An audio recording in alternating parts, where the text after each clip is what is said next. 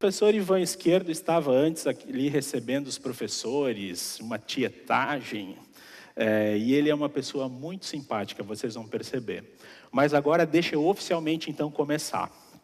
Então, a Univates, através do Centro de Ciências Biológicas e da Saúde, o CCBS, é a promotora da palestra dessa noite, que está sendo acompanhada então aqui no Teatro da Univates, por mais de 1.100 espectadores, no auditório do prédio 11, por outros 200 estudantes, no prédio 1, pela internet no www.univates.br/TV e ao vivo pela TV Univates.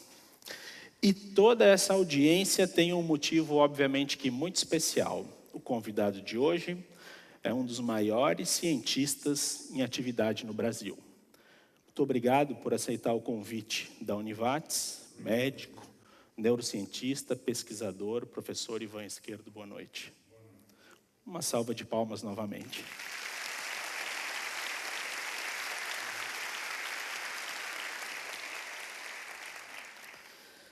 A nossa palestra, o nosso evento de hoje vai funcionar mais ou menos assim.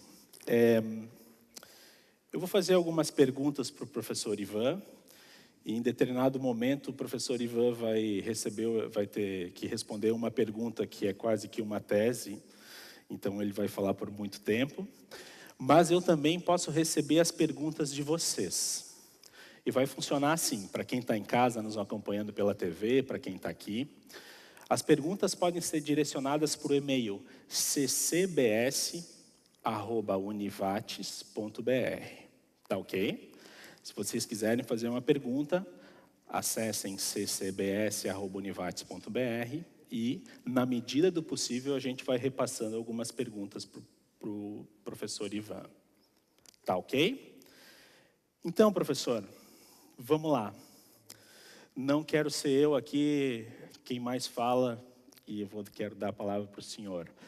Mas, antes de tudo, seria muito interessante a gente começar essa fala com o senhor falando um pouco sobre o senhor mesmo. Como o senhor começou a sua vida acadêmica, como é que a sua trajetória até chegar aqui essa noite. Bom, minha vida acadêmica começou em Buenos Aires no ano que iniciei a faculdade de medicina, foi em 1955. Esse foi um ano histórico na Argentina por vários motivos. Houve uma revolução que derrubou o então presidente Perón. Perón tinha mandado para o exílio a principais cientistas da Argentina, ou vários dos principais cientistas da Argentina. Um deles, o professor Bernardo Usai, que na época tinha prêmio Nobel, era o único prêmio Nobel em ciências da América Latina, foi durante 40 ou 50 anos o único, não, durante 23 anos o único. O segundo foi outro argentino, Luis Leloir, o terceiro foi um mexicano, que é Alberto Molina. E prêmios Nobel em ciência não houve mais na América Latina. Esses foram os principais, os três até agora, e dificilmente vai ter algum outro, porque mudaram tanto as técnicas e a tecnologia utilizada ficou tão fora do nosso alcance econômico aqui na América do Sul que vai ser difícil que tenha outro prêmio Nobel aqui, dada a nova tecnologia em uso em todas as ciências. Mas, em todo caso, em 55 voltaram à Universidade Argentina aqueles que tinham sido exilados. Um deles foi o Dr. Usai, que era prêmio Nobel na época já, era o único até o momento. E isso foi um estímulo, assim, uma revolução para os alunos, porque este pessoal chegou e começou a dar aulas. E as aulas deles eram de uma qualidade extraordinariamente superior às que tínhamos tido até o momento. Já não eram professores do regime em andamento naquela época, sino professores realmente cientistas, gente de alta capacidade, conheciam pessoalmente a grande figura da ciência da época. Então, eles nos traziam uma coisa assim, uma imagem em direto do que a ciência possa chegar a ser. E muitos nos entusiasmavam. Foi a época que mais cientistas argentinos se formaram. Houve um surto assim, de ciências enorme. E pouco depois ocorreu a mesma coisa em todos os demais países da América Latina, a começar pelo Brasil e Uruguai. Houve um surto, assim, muita gente se entusiasmou com o retorno destes próceres da ciência. Então, aí, no ano seguinte, no final do ano seguinte, quando eu terminei meu segundo ano de medicina, fui a ver o professor Usai, que tinha sido meu professor nesse segundo ano depois. E estávamos já em fins de 57. Em fim de 57, fui ver o professor Usai, que me disse, bom, segunda-feira venha me ver às 6:30 da manhã. Eu fui. E ele gostou disso aí, tá? O cara te disse que vem às 6:30 e veio, que foi o caso meu. Aí caí simpático, com um sacrifício enorme, às 6:30, andando aí pela rua. Tá? Cheguei lá. E aí o Usai me deu um tema de trabalho, e aí comecei a trabalhar. Trabalhei 2 ou 3 meses com ele. Nessa época trabalhei num tema de endocrinologia, que era o que mais tinha na Argentina na época, na América Latina como um todo, era o que mais tinha, era endocrinologia experimental. Mas eu queria, no fundo, queria trabalhar em sistema nervoso. Mas na Argentina, na época, não tinha ninguém para trabalhar nisso aí, experimentalmente, em sistema nervoso, no caso de animais. Trabalhei em sistema nervoso humano depois, durante o curso dos meus estudos de medicina, mas fiz eletrocefalografia com um homem que sabia fazer observações muito boas, que se chamava Abraham Mosovich, um grande cara, uma das melhores pessoas que conheci. E, curiosamente, estava no hospital militar. Era o único chefe de serviço do hospital militar que era civil e era judeu. Ou seja, tinha todas contra para ser... Era um homem respeitado por todo mundo, não tinha ninguém que pudesse alçar a voz contra ele, para começar, porque a cara dele não era de bons amigos quando alguém vinha com algo ruim por cima. Ele não era um homem muito tolerante com atropelos de que viviessem, de onde viessem. Mas ele estava lá. Eu fiquei amigo dele, trabalhei com ele também. E aos poucos fui me adentrando, assim, aos poucos, no sistema nervoso. Fui começando a gostar. No laboratório do Usai não podia trabalhar nisso, mas apareceu outro cientista que também tinha estado exilado, no caso no Uruguai, que se chama Eduardo de Robertis, que foi um dos grandes cientistas do mundo, na verdade. Esse não tirou o prêmio Nobel, porque brigou com todos que podiam votar por ele para o prêmio Nobel. Era um homem muito rebelde, era um grande indivíduo também. E ele sim trabalhava o sistema nervoso, fazia microscopia eletrônica do sistema nervoso, coisa que na época era pouco no mundo que faziam. Ele fazia, tinha feito no Uruguai, e o governo que sucedeu a Perón na época instalou um microscópio eletrônico de primeira linha para ele. Ele trabalhou, eu fui lá, trabalhei com ele, fiz várias coisas e fui entrando no mundo do sistema nervoso. Meu pai era professor de farmacologia na Faculdade de Farmácia e Bioquímica, do lado da medicina. E eu trabalhei com ele também em farmacologia do sistema nervoso. E fizemos coisas interessantes juntos. Meu pai era, claro, era meu pai. Não vou dizer que era um grande cara, porque era assim, era meu pai, como não vai ser, né? Nos amávamos. E trabalhamos muito bem juntos. Brigávamos em tudo que for coisa que não seja referente à ciência. Em ciência não brigávamos, nos entendíamos muito bem. Aprendi muito dele também. Então, meus mestres na Argentina foram Usai, Mosovich, meu pai, que se chama Juan. E depois aí conheci um uruguaio que era amigo de Robertis e via visitá-lo, era amigo desde a época de Montevideo de Robertis, quando ele tinha estado exilado. Se chama Pepe II. Pepe II vive ainda, tem quase 100 anos. Vive e trabalha. Pepe foi uma das pessoas que me ensinou uma coisa que a mim agora está me resultando muito útil na vida. Trabalha até o dia que cair. O dia que cair não trabalha mais, vai cair de cara no chão e provavelmente vai morrer. Aí vai parar de trabalhar. Vai até esse dia, vai. Porque senão tu vai te sentir muito mal. Eu venho fazendo isso e me estou sentindo bastante bem. Então daí continuo. Pepe II continua e tem 97, 98 anos. Continua, mora na Califórnia. Recentemente foi assaltado, porque era velho, foi assaltado. Alguém entrou na casa, roubou coisas dele, bateu nele, mas não morreu, continua vivo e continua trabalhando. Continua trabalhando e nos damos muito bem.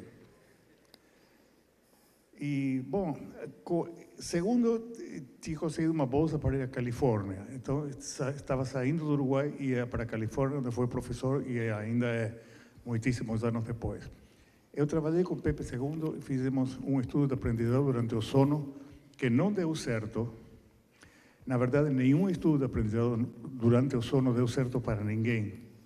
Quem diga que algum estudo diz que deu certo, mente, porque nenhum deles pode... Não pode dar certo por uma razão muito simples. Não sabemos, ainda que registremos a atividade elétrica de todo o cérebro que a gente queira, botando cada centímetro um eletrodo ou algo parecido, é impossível saber se um lugar que está meio milímetro para frente ou para trás daquele que estamos registrando está acordado ou dormindo. Um ponto qualquer do cérebro. É impossível saber se todos os pontos do cérebro estão dormindo quando o cérebro dorme. Alguns sabemos que não. Então, é impossível saber se um animal que a gente faz estudo eletrocefalográfico e comportamental, vê que está aparentemente dormindo, se está realmente dormindo ou não. Não podemos saber se todo o cérebro está dormindo ou não. Não podendo saber isso, não podemos saber se existe ou não aprendizado durante o sono. Mas trabalhamos nisso, aprendemos muito. Trabalhei depois em outras coisas, trabalhei com outro homem do qual me fiquei muito amigo, que é outro, mais um dos meus mestres, que se chama John Green, que era um dos poucos gênios. Os dois gênios que eu conheci na minha vida são Luis Leloir, aquele prêmio Nobel argentino de Química, no ano 70, e John Green, inglês de Oxford, mas quem conheci em Los Angeles, onde ele estava trabalhando, e trabalhei um ano e tanto com ele também. Verdadeiramente um gênio. Tinha umas ideias do arco realmente incríveis e sabia botá-las em prática muito bem. Com Green, curiosamente, não publicamos nada juntos. Tentamos fazer 1000 coisas, nada deu certo. Em todas elas aprendemos e em todas elas ele me ensinou alguma coisa. Morreu um ano depois que eu saí de lá, ele morreu com 47 anos. Veja que barbaridade, né? As idades que se morriam antigamente. Hoje em dia, 47 anos, o cara é um guri. E se uma mulher, uma guria, modelo ou algo assim, 47. As pessoas morrem aos 80 hoje, ou mais, né? Muito mais. O senhor trabalha hoje na PUC. Trabalho hoje na PUC. Eu gostaria de saber por que o senhor acabou vindo para o Brasil. Minha mulher é gaúcha. Sim. E no ano 73, eu recebi uma chamada telefônica de um grupo maldito realmente, que na época se chamava AAA, Aliança Anticomunista Argentina. Eu pensei que era outra AAA. Não, AAA. Era um grupo sinistro. Era dirigido por um homem que se chamava López Rega, que era bruxo, e que era o mentor da ex-mulher de Perón, tinha falecido, da mulher dele, que se chamava na época Isabelita, que foi uma presidente péssima.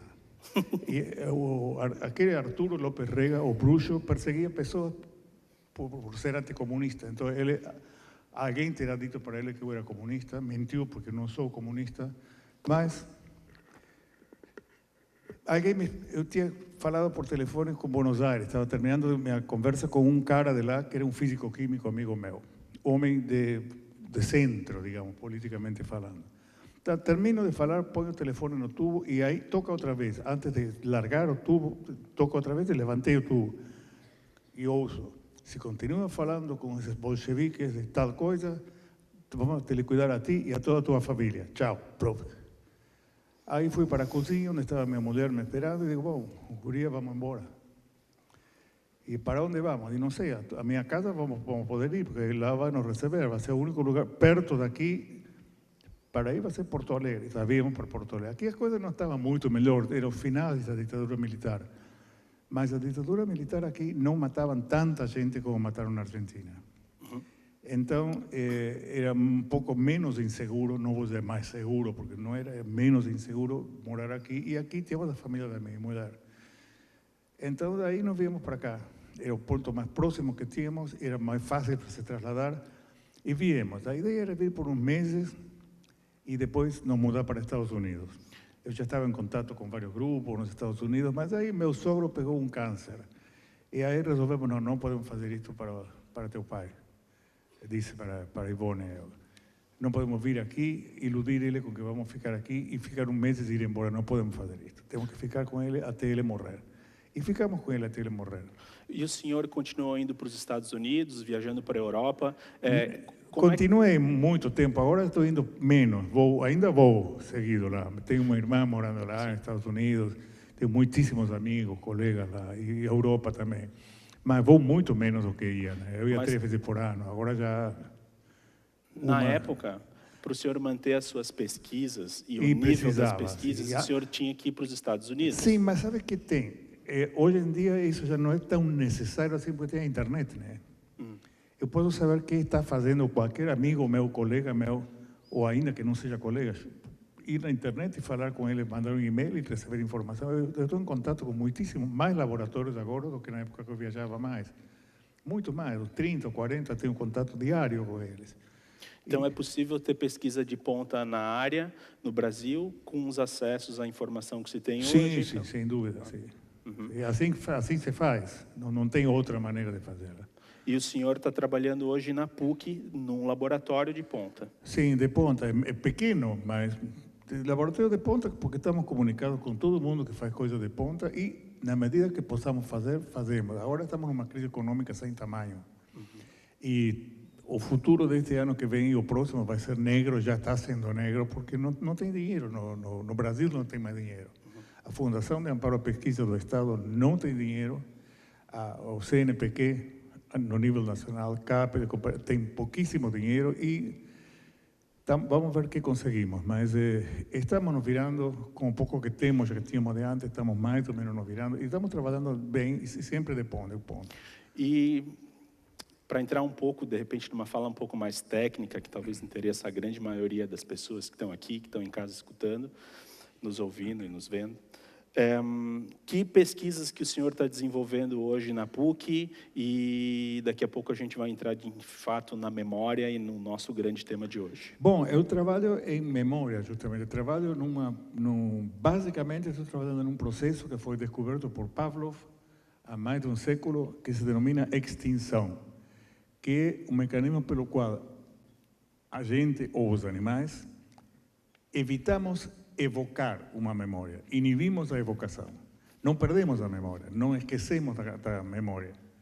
Por exemplo, memória de medo. Memória de medo é bom não perdê-la, é bom conservá-la para sobreviver. Cada vez que atravessamos uma rua tem que olhar para a esquerda e à direita porque pode vir um ônibus e nos deixar sem memória e sem corpo, né? Então, agora, essa memória temos que manter. Agora, não temos por que evocá-la a todo momento. Não tenho por que agora me levantar e começar a olhar à esquerda e à direita, porque ninguém vai me atropelar aqui em cima. Tá? Eu espero. Eu espero. Se cai alguém do lado de cima, bom, azar dele, porque um pedaço é grande aqui, né? Mas, em todo caso, a memória de medo temos que conservá-la. Agora, não temos por que evocá-la, temos que inibir a evocação constantemente, justamente para, por exemplo, eu não andar olhando constantemente assim, tá? Ou cada vez pensa, não haverá uma tomada aí, tá? Não vou botar os dedos, né? Para evitar esse tipo de comportamento, que é o comportamento que se padece num síndrome terrível, chamado síndrome do estresse pós-traumático. Síndrome? Estresse pós-traumático. Uma porcentagem elevada das pessoas, entre 3 a 5% das pessoas padecem ou padeceram essa síndrome alguma vez. Por exemplo, vem de a gente ser ator ou atriz de ter estado ou espectador de alguma cena profundamente estressante, uma sessão de tortura, ou a batida dos aviões nas Torres Gêmeas, ou ter passado perto de morrer atropelado por um ônibus, ter sido assaltado de uma maneira violenta. Essas coisas deixam marca, muitas vezes, e a pessoa depois continua evocando elas fora, não consegue dormir direito, fora do contexto. Não consegue dormir direito, não consegue beber água direito, não consegue fazer sexo, não consegue falar com as pessoas, porque está sempre evocando coisa de medo, coisa de horror. Então, isso é bom freá-lo de alguma maneira. Já que não convém tirar a memória fora, e não se pode fazer isso, não tem como fazer isso facilmente. O cérebro ou faz sozinho ou não faz apagar uma memória. Não tem como fazê-lo. Diga o que diga o filme, aquele do brilho eterno de não sei que coisa. Como se chamava aquele filme da pessoa que apaga uma memória de uma mulher? Esse. Como se fosse a primeira vez. Pois isso é de filme agora, não é da vida real. Desculpa, eu não consigo ouvir vocês daqui. Que bom, porque se começar a gritar todos juntos, estamos mortos. É o meu mecanismo de extinção também. Pois é, então, não se pode apagar facilmente uma memória. O cérebro faz isso por conta própria quando a gente nem sequer... Ele faz isso, tem um mecanismo para fazer isso.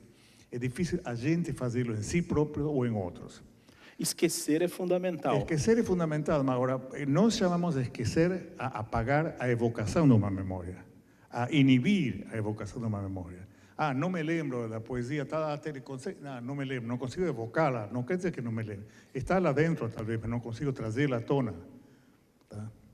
Acontece com todos os cantores de primeira viagem, no dia que se encontram por primeira vez frente a um auditório como este, vão cantar, e aonde está a letra da música, né? Esqueceu, não consegue, se diz esqueceu, não consegue evocar. Sabe a letra, estudou ela várias vezes, ensaiou ela um monte de vezes, mas na hora inibe a evocação da memória.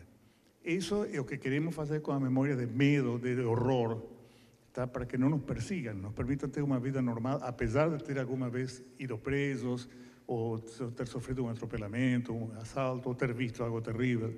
Apesar de tudo isso, continuamos vivendo. Para poder fazê-lo, temos que extinguir a evocação dessas memórias. E nisso estou trabalhando agora com o meu grupo. Dentro desse processo, eu pude estudar um pouco, ler um pouquinho sobre as suas descobertas e pesquisas. Essa é a o quarto momento dos mecanismos moleculares de formação, evocação, persistência e extinção. Sim, são as quatro grandes coisas da memória, quatro grandes processos da memória. E esses três primeiros processos, professor? Eu estudei eles durante 40 anos. Agora me dedico mais à extinção neste momento, porque tenho 77 anos, né? A extinção e eu somos quase sinônimas. Tá bom. E memórias de curta e longa duração? Essa é uma das formas de classificar as memórias pela duração. Eu demonstrei, foi uma das grandes demonstrações que fizemos, era com outro grupo, não com o que tenho agora, um grupo anterior, em que demonstramos que as memórias de curta duração são aquelas que duram menos de 3 horas ou coisa parecida, ou menos, algumas duram segundos, outras duram milissegundos, e outras duram a vida inteira. Então, há memórias de curta duração que duram até umas poucas horas, ou muito menos, e outras de longa duração que duram 1 dia, 2 dias, 1 ano, 20 anos, toda a vida. Destas últimas, algumas são remotas, outras são só longas, né? Sem chegar a ser remota. A memória de 1 ano atrás não é remota, é longa. A memória de 30 anos atrás é remota, realmente. Para me lembrar dos companheiros do colégio, me lembro de quase todos eles, tenho correspondência com a maioria deles, mas são memórias remotas. A memória da cara que cada um deles tinha é remota. Mas, agora, a memória do que eu fiz ontem é uma memória de longa duração, do que fiz 1 hora atrás é de curta duração. A memória de um número telefônico que pedimos para me dar o número do dentista, discou e esqueceu. Ou marcou com o dedo, digitou e esqueceu. Tá? Essas duram segundos, às vezes milissegundos. A memória de qualquer palavra, por exemplo, a memória da terceira palavra da minha frase anterior.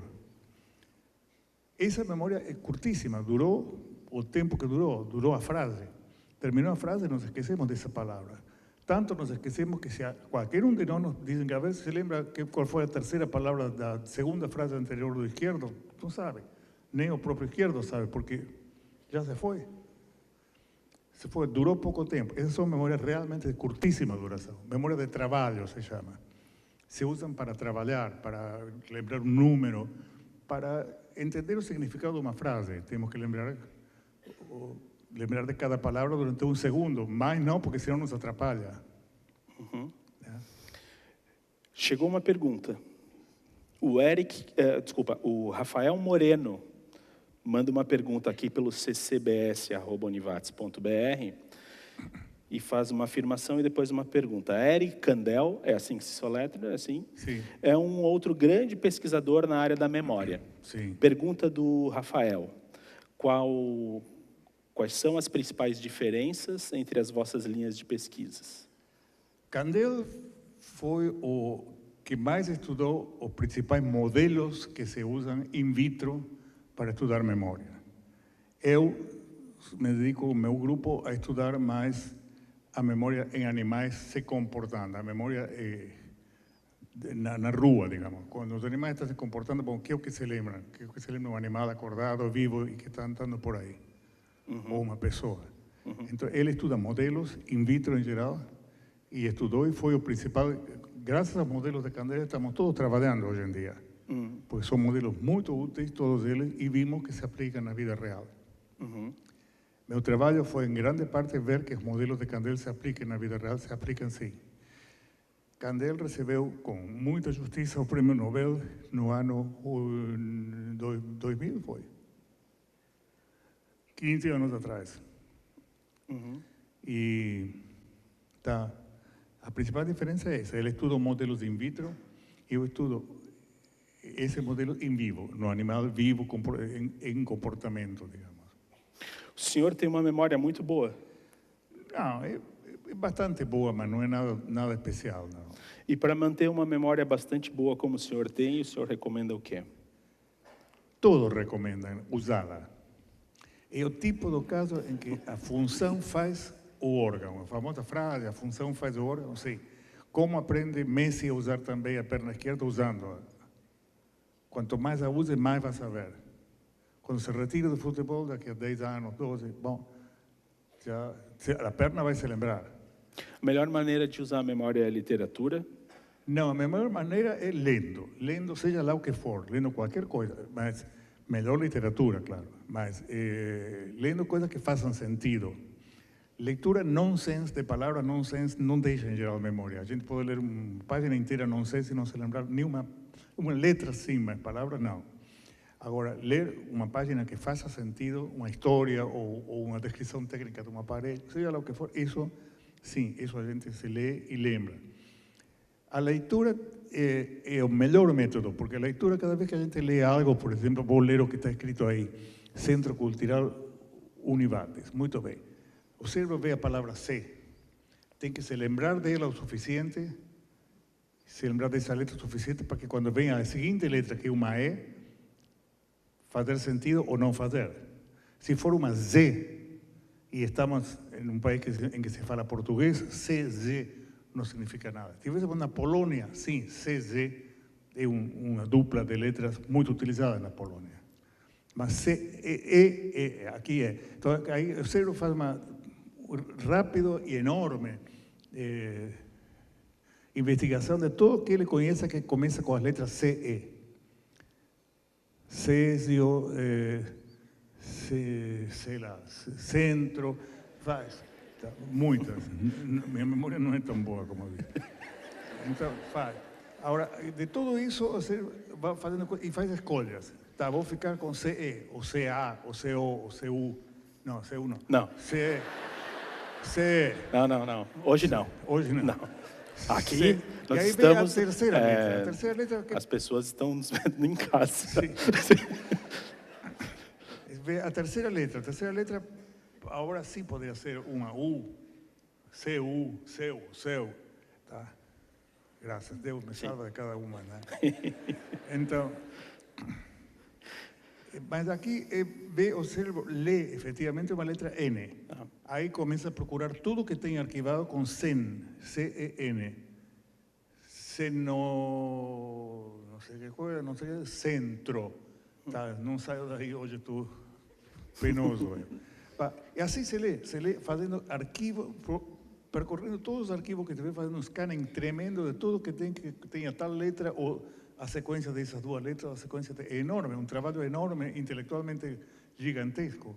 Não tem nenhuma outra atividade intelectual que envolva visão tão grande como a leitura. E a leitura envolve todo tipo de memória, por exemplo, a memória visual das letras, a memória das letras, a memória de letras, a memória de significados, a memória de imagens. Uma vez que leu a palavra centro e lê centro, você vai lembrar do centro de alguma coisa, o centro de uma esfera, o centro desta sala, o centro de seu coração. De algo vai se lembrar. Então, faz imagens, se lembra de imagens também. Então, a memória visual também. Então, a gente lendo, percorre praticamente todas as memórias. A partir do uso reiterado de uma memória de curtíssima duração, de milissegundos, a conexão entre uma letra e a seguinte, se van edificando memórias maiores, significados maiores, e depois, a raíz disso, memórias maiores. Não tem nenhuma atividade tão intensa como essa. O senhor falou de memória visual. É um processo diferente com relação a um outro tipo de memória? A memória, muitos classificam a memória de acordo com qual é a via. As memórias se adquirem através da experiência, não há outra forma de adquirir. Pode ser a experiência de coisas que veem os sentidos, tá? Ou que percebem os sentidos, ou de introspectivas, ou de sentidos proprioceptivos. Por exemplo, uma dor de barriga é uma experiência, um pensamento também pode ser uma experiência. Tá? Com esses dois a gente faz uma memória, e assim. Então, a memória provém da experiência. A memória é muito classificada, a memória de acordo com o tipo de via sensorial utilizada com mais intensidade nessa memória. A memória dele, por exemplo, é uma memória basicamente visual. Eu conheço pouco dele como para ter uma memória muito maior que a minha memória visual do dia de hoje, que conheci ele por primeira vez. Então, neste momento, é uma memória visual, basicamente visual. É pouco auditiva, ouvi ele falar pouco, hoje estou falando mais eu, por força das circunstâncias. A memória não é olfativa, não tenho a menor ideia que cheiro ele tem. Não sei, não parei para cheirar, não sou cachorro, né?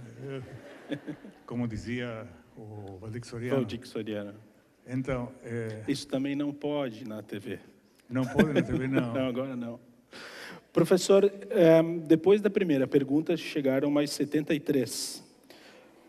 Vou pegar a segunda só, e é boa. É a pergunta do Arthur Morandim, que é estudante acadêmico de medicina aqui da Univates. A pergunta dele, curta e justa. Qual o limite da memória humana? Não se conhece. Muito maior que qualquer coisa que possamos ter medido até agora. Se pensava que era muito menor do que depois vimos que consegue ser. E não há limite conhecido neste momento, não há limites. Tem limites, mas não sabemos quais são. Eu tenho um colega, professor, que ele, depois de fazer a chamada dos alunos no primeiro dia de aula, numa disciplina com 60 alunos, na segunda aula ele sabe o nome de todos e identifica. Eu, na 18ª, tenho dúvidas. Deus me livre. Alguma explicação razoável, mas não me exponha ao ridículo, não, né? Existe a memória chamada fotográfica, que algumas pessoas têm o dom de ter e outros não têm. Se nasce ou não se nasce com isso. A pessoa que tem, ele evidentemente tem memória fotográfica. Lê a coisa uma vez e já se lembra. Outros veem uma cena uma vez e já se lembra. Mas isso não significa que a pessoa seja nem melhor, nem pior, nem mais gordo, nem mais magro, nem mais inteligente, nem menos inteligente. Isso aí eu sabia. Pois é.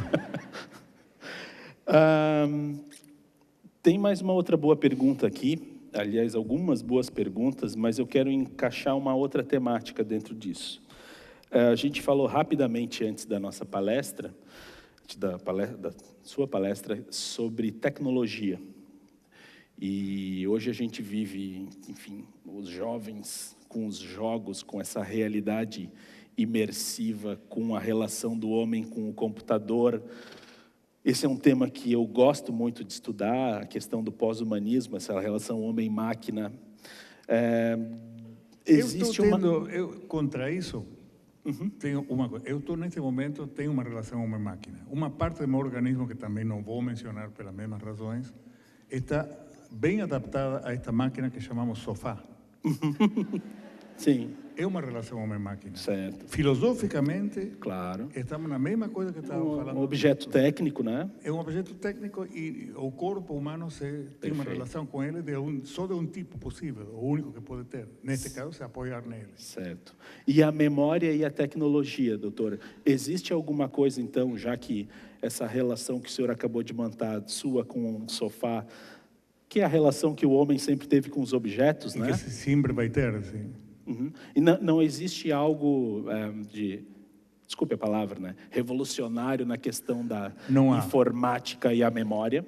Não há nesse sentido relação homem-máquina, não. Agora, em outro sentido, na utilização da tecnologia, que fazemos todos diariamente, em qualquer ramo de atividade que a gente tenha, faz isso, tem o fato de que, evidentemente, a tecnologia estimula a memória, estimula o aprendizado e aquilo ao que o aprendizado leva, a memória. Memória se denomina aquilo que a gente aprende e fica.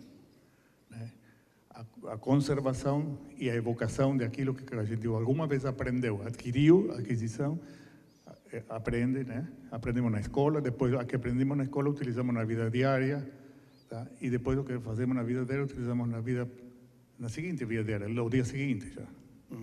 A vida diária cada dia se reanuda, graças a Deus. O dia que isso para. Tá. A Josiane Nascimento está fazendo uma pergunta bonita. A gravidez tem algum efeito na memória? Enorme. É só falar com uma mulher grávida e ouvir que ela vai contar coisas incríveis. Vai se lembrar de quando a irmã dela esteve grávida, quando ela mesma esteve grávida antes. Vai se lembrar de crianças pequenas, de crianças que ela conheceu. Vai se lembrar dos irmãos quando eram menores. Com a quantidade de estímulos que produz, e sensações diferentes, ideias diferentes, e cada um deles evoca uma memória diferente. E tem uma sensação assim de aumentar a utilização da memória por minuto, por assim dizer, enorme. Tem, por outro lado, uma inundação hormonal da gravidez, né? Muitos hormônios que se produzem habitualmente se produzem mais, muitíssimo mais tipo 10, 15 vezes mais, ou mais até. Outros hormônios só se produzem durante a gravidez, e tudo isso geralmente atua sobre a memória, geralmente estimulando ela. Eu vou ler algumas perguntas aqui, continuar, porque tem bastante. Uma pergunta que retorna a um tema que nós começamos, talvez eu tenha cortado com outra pergunta, que é a questão da memória de curta e longa duração. Sim. Uma pergunta bastante simples, mas interessante. Como é que o cérebro escolhe o que é memória de curta ou longa duração? A pergunta é da Camille Lentz, estudante aqui da Univates. Se é que ele escolhe. Dependendo de que estímulo recebe, algumas células ou algumas partes de algumas células do cérebro vão ser capazes de reagir e outras não. E outras ou reagir de diferente maneira. Quando, por exemplo, estamos ouvindo eu falar, tá? Eu falei nos últimos 5 minutos muitas coisas. Algumas dessas coisas perduraram e vão perdurar talvez toda a vida, Deus queira. Mas outras coisas perduraram segundos, como para entender a seguinte palavra daquela frase. Outras coisas duraram alguns minutos, como para aquilo que se falou 5 minutos atrás sirva para entender o deste momento. Então, dependendo do grupo de células do cérebro que pode reagir a cada um desses estímulos, varia cada vez. Será recolhido por algumas células que vão responder ou conclamar, por assim dizer, chamar a ação a reflexos neuronais de um tipo ou de outro, tá? E outros reflexos de outros neurônios sobre outras coisas. Então, daí, isso não depende das características dos estímulos, sino do que o cérebro pode fazer com eles.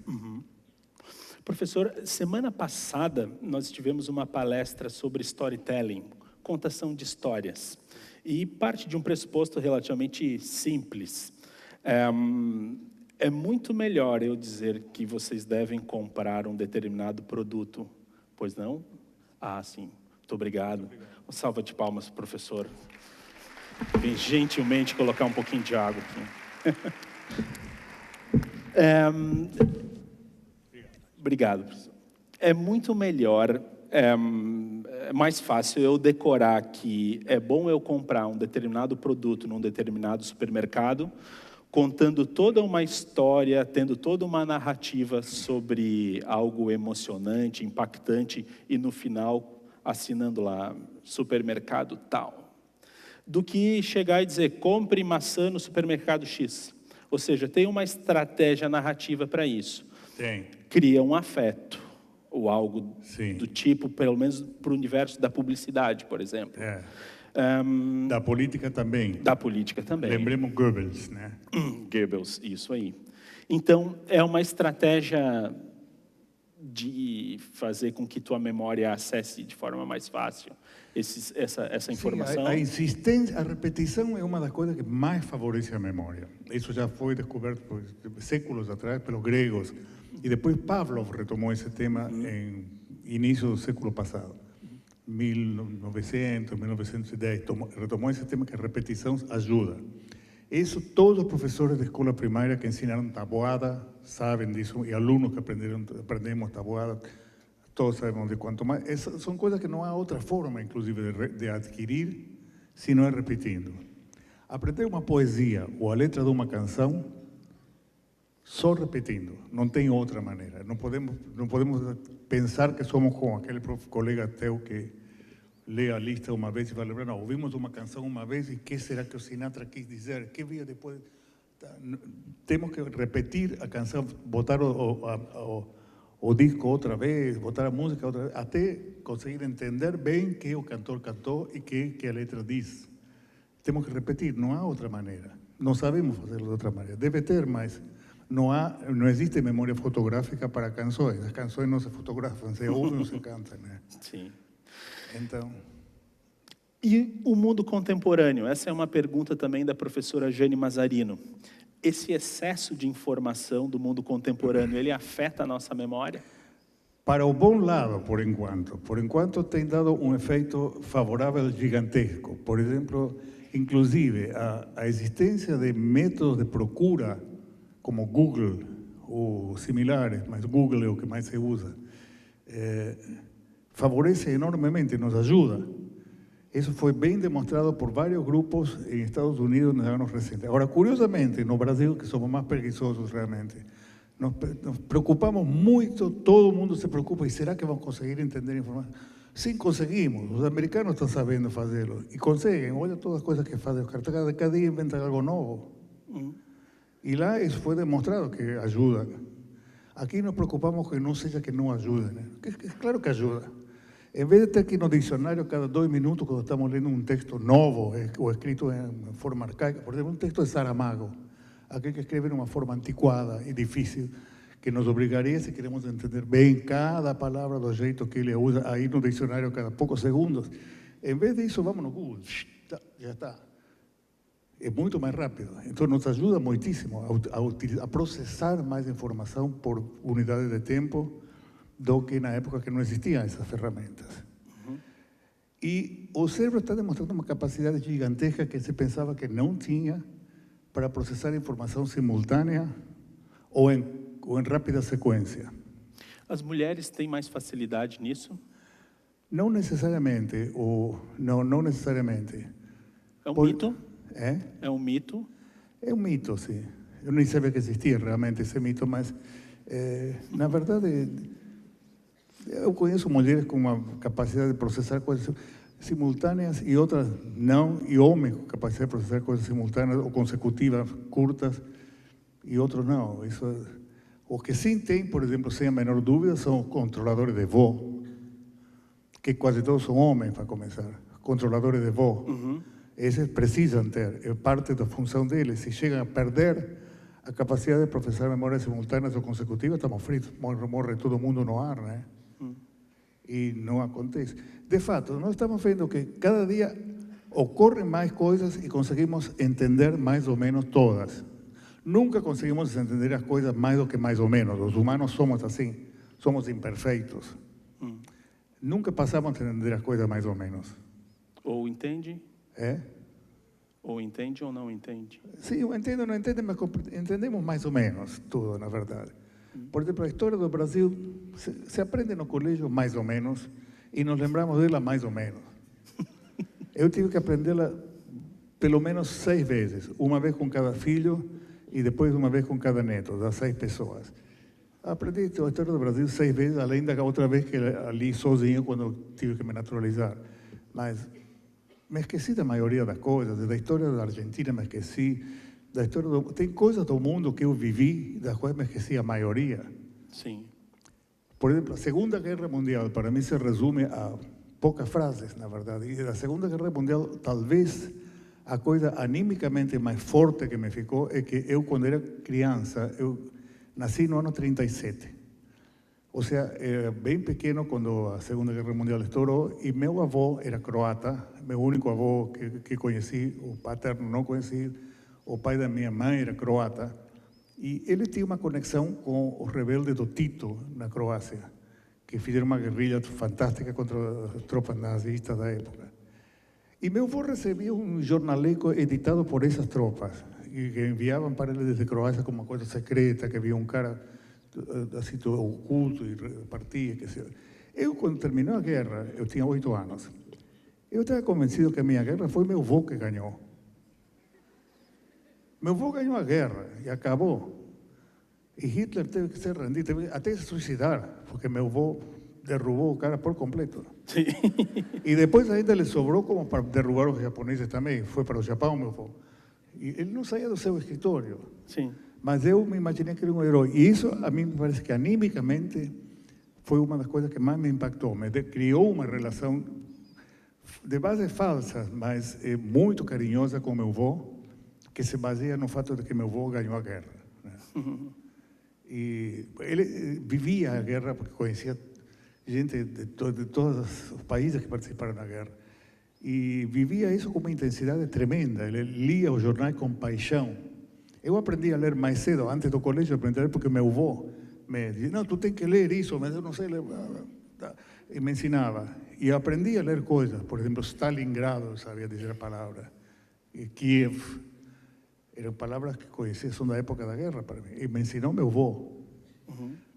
Então aí era uma coisa que eu vivi muito intensamente e nela faz parte, é uma parte integrante disso, de toda uma época importantíssima da minha vida, os primeiros 7, 8 anos, na qual meu avô era um protagonista decisivo. Eu pensava decisivo, para mim foi. A gente falou, o senhor comentou antes, o senhor gosta de cantar. Sim. E a música e a prática de instrumentos musicais é também um bom exercício para a memória? Fantástico. A pergunta é do Yuri Carlotto, aluno aqui da Univates. É realmente são 2 exercícios magníficos para a memória. São 2 grandes exercícios. Professor Jairo, o que é a memória coletiva o que é a memória coletiva e até onde ela inibe o desenvolvimento individual? A memória coletiva,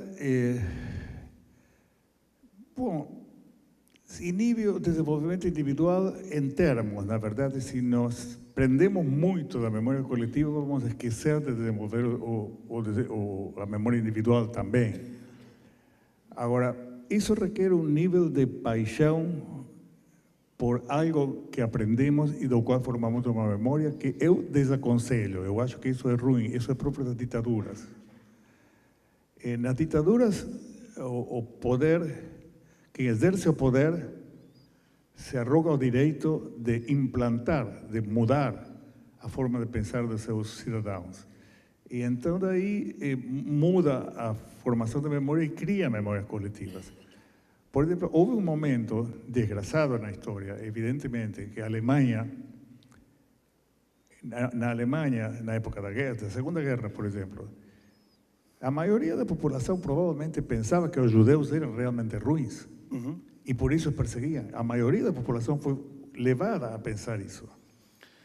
E se inibiu a memória individual. Se fulano era muito amigo de um vizinho judeu, por exemplo, e se dava bem com ele, de repente teve que passar a odiá-lo. É justo a gente afirmar que é cada vez mais difícil acessar a população a partir dessa perspectiva dos nazistas, por exemplo? Está sendo cada vez mais fácil, né? Admitindo que as pessoas são mais autoconscientes ou não? A mim me assusta pensar que talvez não. Por exemplo, graças ao poder da televisão e ao poder da linguagem falada ou da linguagem expressada em forma de imagens, está nos convencendo de qualquer coisa. Que ideia real temos nós da guerra do Iraque? Que sabemos realmente? Aquilo que as agências de notícias nos mandam, mais nada. Eu não falei com nenhum iraquiano, nunca na vida eu falei com nenhum iraquiano. As pessoas têm cada vez mais acesso ao mundo real a partir de mediações, a televisão. A partir de mediações. Isso, um tema que me interessa. Agora, o acesso direto, não sei se temos, e cada vez temos menos. Certo. E o papel dessas pessoas, então, né, que fazem essas mediações, são fundamentais. Né? É um papel gigantesco. A maioria deles não se dão conta da responsabilidade imensa que tem, mas o papel deles e estamos vendo isso no dia a dia, é gigantesco. A partir disso também se tem uma ideia interessante, porque se a realidade é um dado que está aqui, ela também é uma intervenção subjetiva de cada um de nós sobre o dado que está aqui. Portanto, de uma certa forma, a realidade é uma construção de cada um de nós. Sim, sem dúvida é. E sendo uma construção, são os perigos. Eis aí o perigo, realmente. Sim. É uma questão ética, o senhor diria? É uma questão ética. Eu tenho um terror grande disso aí, porque eu sei muito bem o que foi o nazismo. Isso sim, eu não falei nunca com iraquiano, que eu saiba, mas falar com nazistas, falei com mais de um. Conheci pessoas nazistas que ainda andam por aí hoje até, e pensando como nazistas. E essas pessoas em Blumenau eu conheci alguns também. Pois é. Aqui hoje em dia existem morando no Brasil nazistas. Sim. Remédios, medicamentos.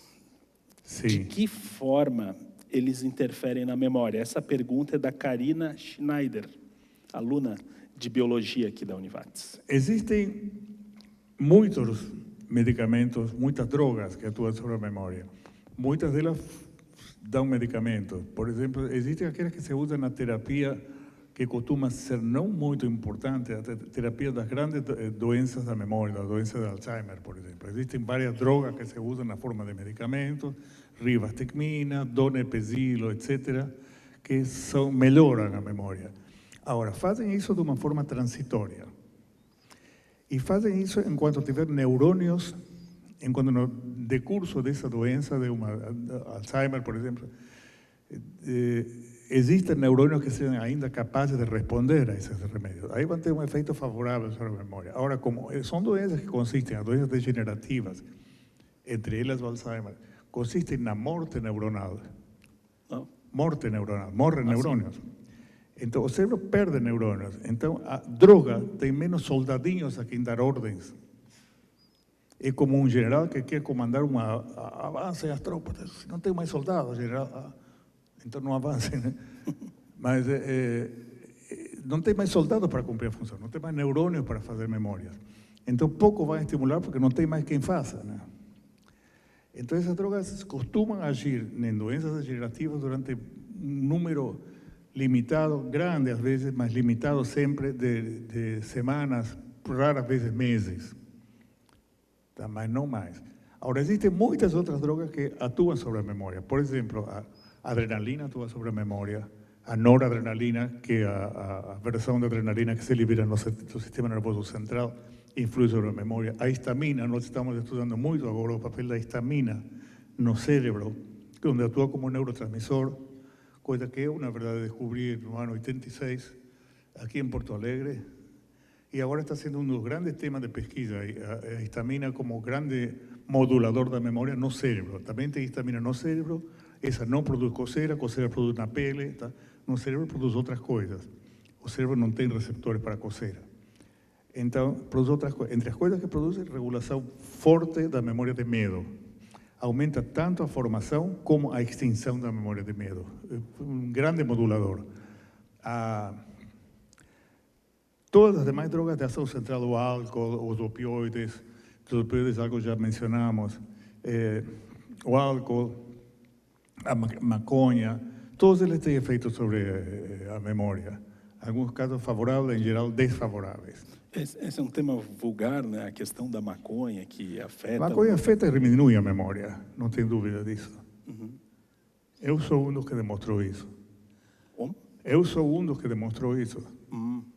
No ano 73. Eu pensei, eu era criança, me tirava fraldas e... Essa é fazer isso, um comentário que talvez alguns tenham pensado uma outra coisa. Não. Não, a maconha tem componentes da maconha que são úteis como anticonvulsivantes. Um deles, que também descobriu o efeito eu no ano 73, com um amigo meu de Porto Alegre, chamado Mário Tannhauser, que se chama canabidiol.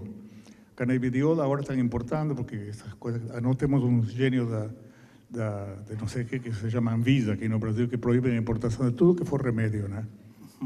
Então, entre eles, o canabidiol, que é um fantástico anticonvulsivante, proibiram a importação. Tem um material... agora vão permitir, não sei. Tem um programa muito bonito no GNT passando agora sobre essa importação que é proibida ainda, né? Finalmente autorizaram, creio. Mas deram tanta volta antes de autorizar uma coisa que...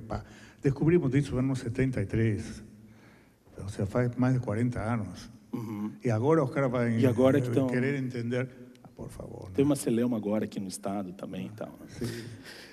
Aqui no estado tem uma grande pesquisadora que se chama Nadia Schröder, que também foi aluna minha, e ela que está usando o canabidiol como anticonvulsivante e tem outros efeitos mais que ela demonstrou agora também. É uma droga importante, útil. Sim. Déjà vu. Déjà vu é uma coisa que criou uma fama tremenda a partir de Marcel Proust, que era um escritor francês que eu acho que teve mais fama da que merece. Marcel Proust era um homem que se dedicou a escrever sobre memória. Mas quem melhor estudou a memória como escritor foi, sem dúvida, Jorge Luis Borges, né? Que leu Proust, não gostava demais, mas Proust inventou a importância do déjà vu. Déjà vu quer dizer já visto. É um fenômeno que ocorre quando a gente vê algo e eu já estive aí. Esteve num lugar parecido, viu algo que talvez seja semelhante, ou mais gordo, mais magro, mais parecido com alguém que viu agora ou viu de antes. Mas isso não quer dizer que tenha realmente visto. Às vezes a gente confunde as coisas. Existe muita confusão tanto na formação de memórias entre aquilo que a gente realmente viu ou sentiu ou passou ou apalpou e aquilo que não, aquilo que imaginamos que foi. Existem muitíssimas memórias falsas. Déjà vu é comum quando a gente está, por exemplo, chega num aeroporto, vai dormir até que o avião da gente saia. Abre os olhos, não sabe muito bem onde está e se confunde. Este é o aeroporto de Charles de Gaulle. Não, é o aeroporto de Manaus.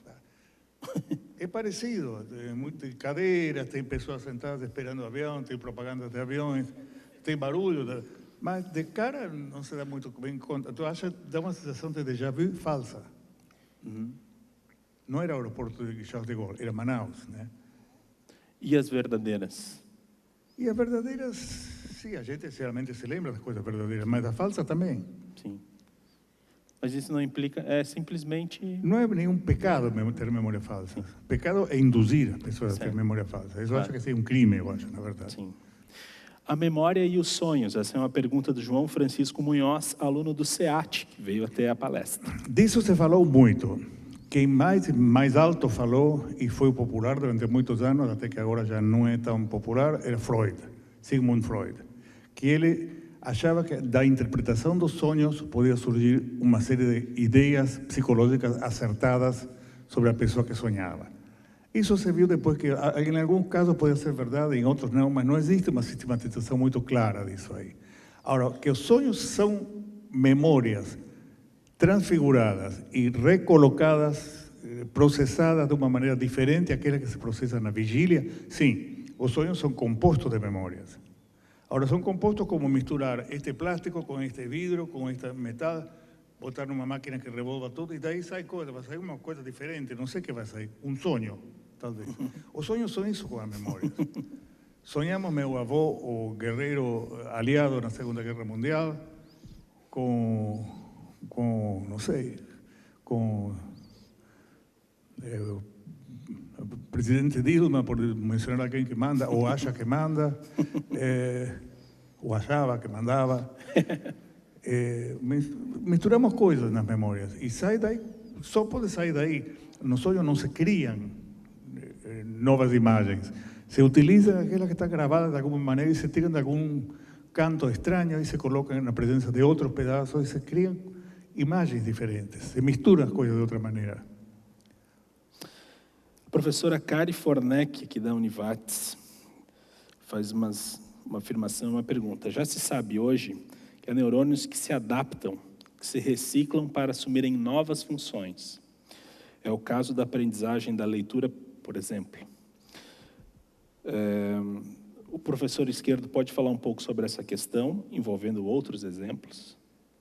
Pouco, na verdade, posso falar porque sei pouco. Agora, que sim, que isso existe, sem dúvida, e isso é uma das coisas que mais chama a atenção no sistema nervoso central. O fato de como pode um neurônio que se dedicava a uma coisa, de repente se dedicar a outra completamente diferente, né? Isso Por exemplo, os exemplos mais dramáticos disso são os de que se produzem lesões do sistema nervoso central, principalmente do córtex, mas de lugares que não sejam o córtex também. Neurônios que se usavam para qualquer outra coisa, de repente passam a ser usados para a visão. Faltaram os neurônios normais da visão porque houve um tumor, ou houve uma ferida, ou houve algo. Outros neurônios vizinhos ou não podem assumir essa função, se redistribuem suas conexões e passam a cumprir funções diferentes. É como daquelas de... Eu nunca, por falar na Segunda Guerra Mundial, e alemães, nunca vou me esquecer de um filme que se chamava algo de Ponte e Remagen, a última Ponte e Remagen, ou mais uma ponte até Remagen, algo assim.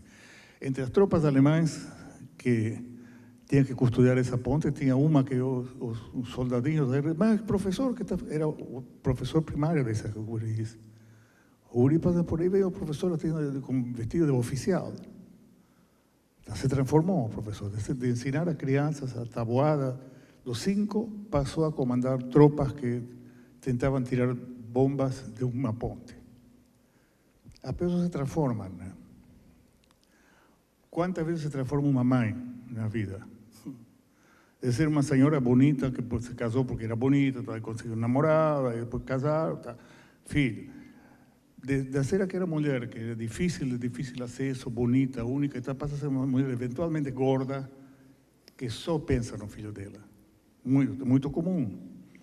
E que o momento de apogeu da vida dela não é mais agora estar com seu namorado, ou não estar com os pais, não. É estar com esse filhinho que mama a teta dela. Isso aí.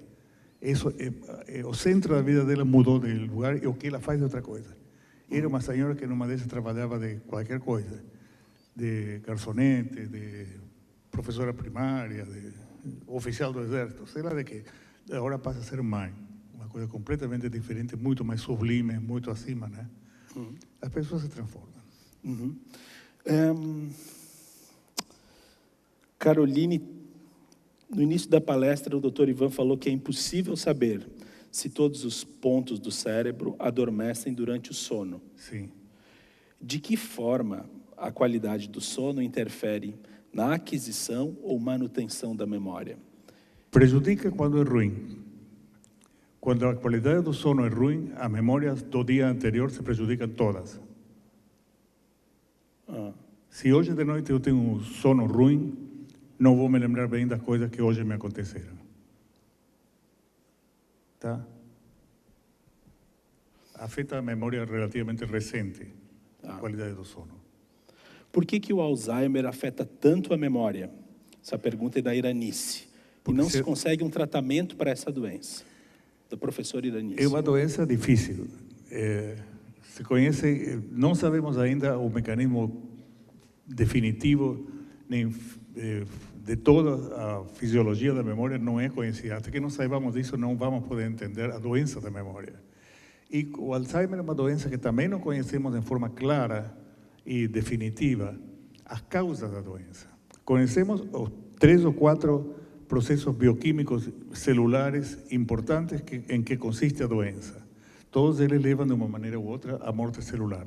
Mas não sabemos o que é o que dá origem a cada uma dessas deformidades bioquímicos celulares. Então, não sabendo isso, não podemos ter um remédio bom, porque para ter um remédio temos que ter algo que atue sobre alguma causa definida de algo. As drogas não atuam no ar, não atuam porque são boazinhas e batem no vírus, não. Atuam sobre uma proteína de um vírus que é receptiva a essa droga. Por isso matam um vírus. Atuam sobre a dor de barriga porque atuam sobre terminações nervosas da dor localizada no intestino ou no estômago. Por isso atuam sobre essa proteína que está localizada nas terminações da dor.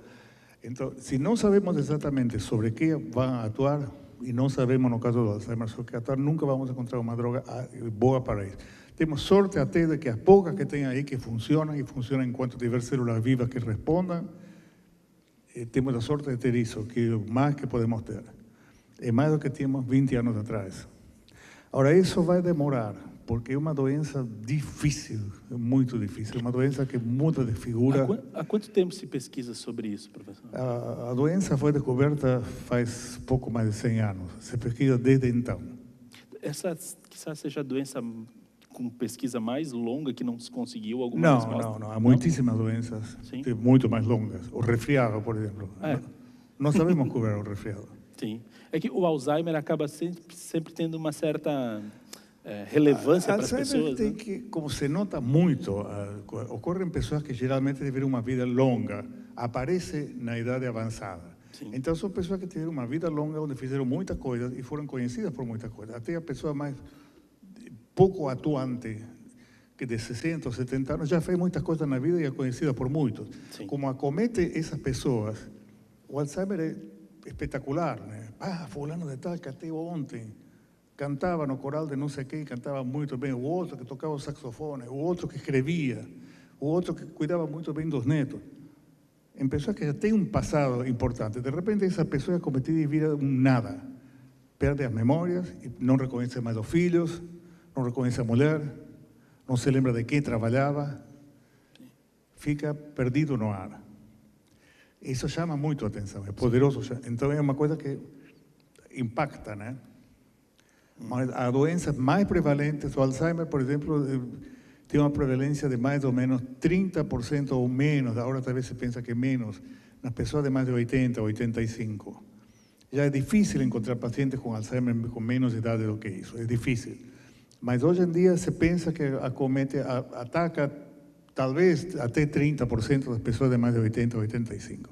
O qual quer dizer duas coisas. Primeiro, a maioria das pessoas, a imensa maioria, 2/3 das pessoas de 85 ou mais, não tem Alzheimer, tem boa memória.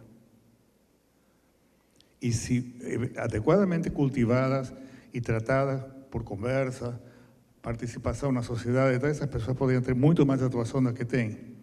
Nos poucos casos de grandes figuras, por exemplo, o atual presidente do Supremo argentino, que a presidenta quer a todas custas fazer renunciar porque tem 97 anos. O cara tem a cabeça firme como uma torre de aço. É o maior jurista da história argentina, talvez latino-americana. Um grande mestre do direito. Por que vai renunciar? Tem 97, sim, mas está firme. Sim. Eu diria firme na paçoca, mas na paçoca não sei se está... Mas que está firme, está, firmíssimo. O presidente do Supremo Tribunal Federal, que coisa bárbara. O arquiteto de Brasília, Niemeyer. Aos 104 anos estava desenhando coisas. Morreu praticamente na mesa de trabalho com 104 anos. 104. Sim.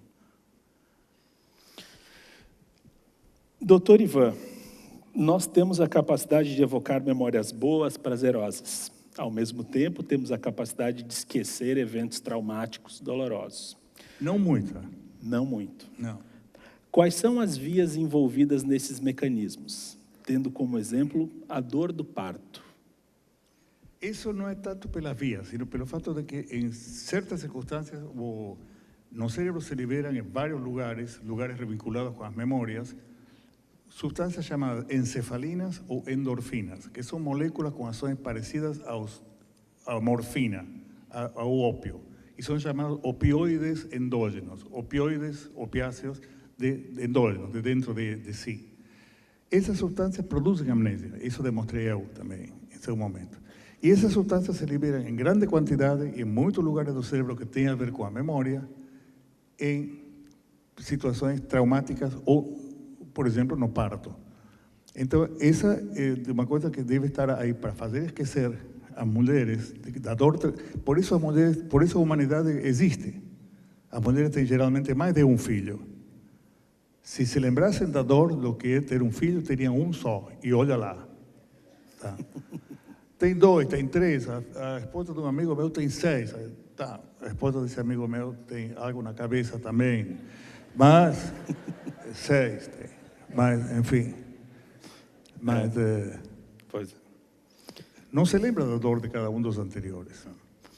Meu pai dizia para minha mãe, parto não dói. E a minha mãe esqueceu. Sim. É uma boa estratégia, né? É uma boa estratégia. E tem muitas coisas que são difíceis. Por exemplo, o medo que dá fazer certas coisas, saltar certas distâncias, ou até atravessar uma rua dá medo, na verdade. E a gente acaba atravessando a rua porque nesse momento tchau, vou atravessar.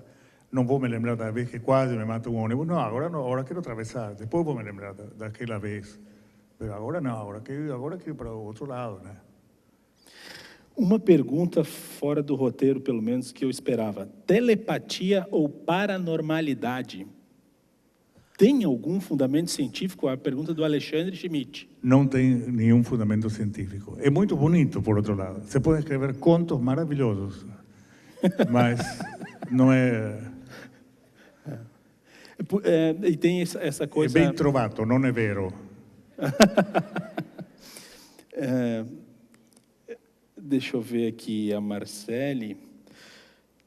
A ansiedade pode influenciar na memória? Muitíssimo, sim. De que maneira ela pergunta? Isso já comentamos. Uma ansiedade, até um certo nível baixo de ansiedade, a ansiedade costuma favorecer a memória. Por exemplo, a memória de medo. Favorece especificamente a memória de medo.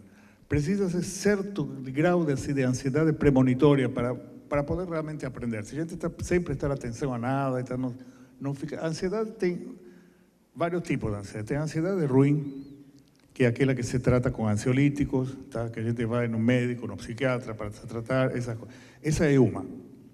Agora, tem a ansiedade que é a ansiedade de tenerte em meus braços, musitando palavras de amor. Essa ansiedade é boa.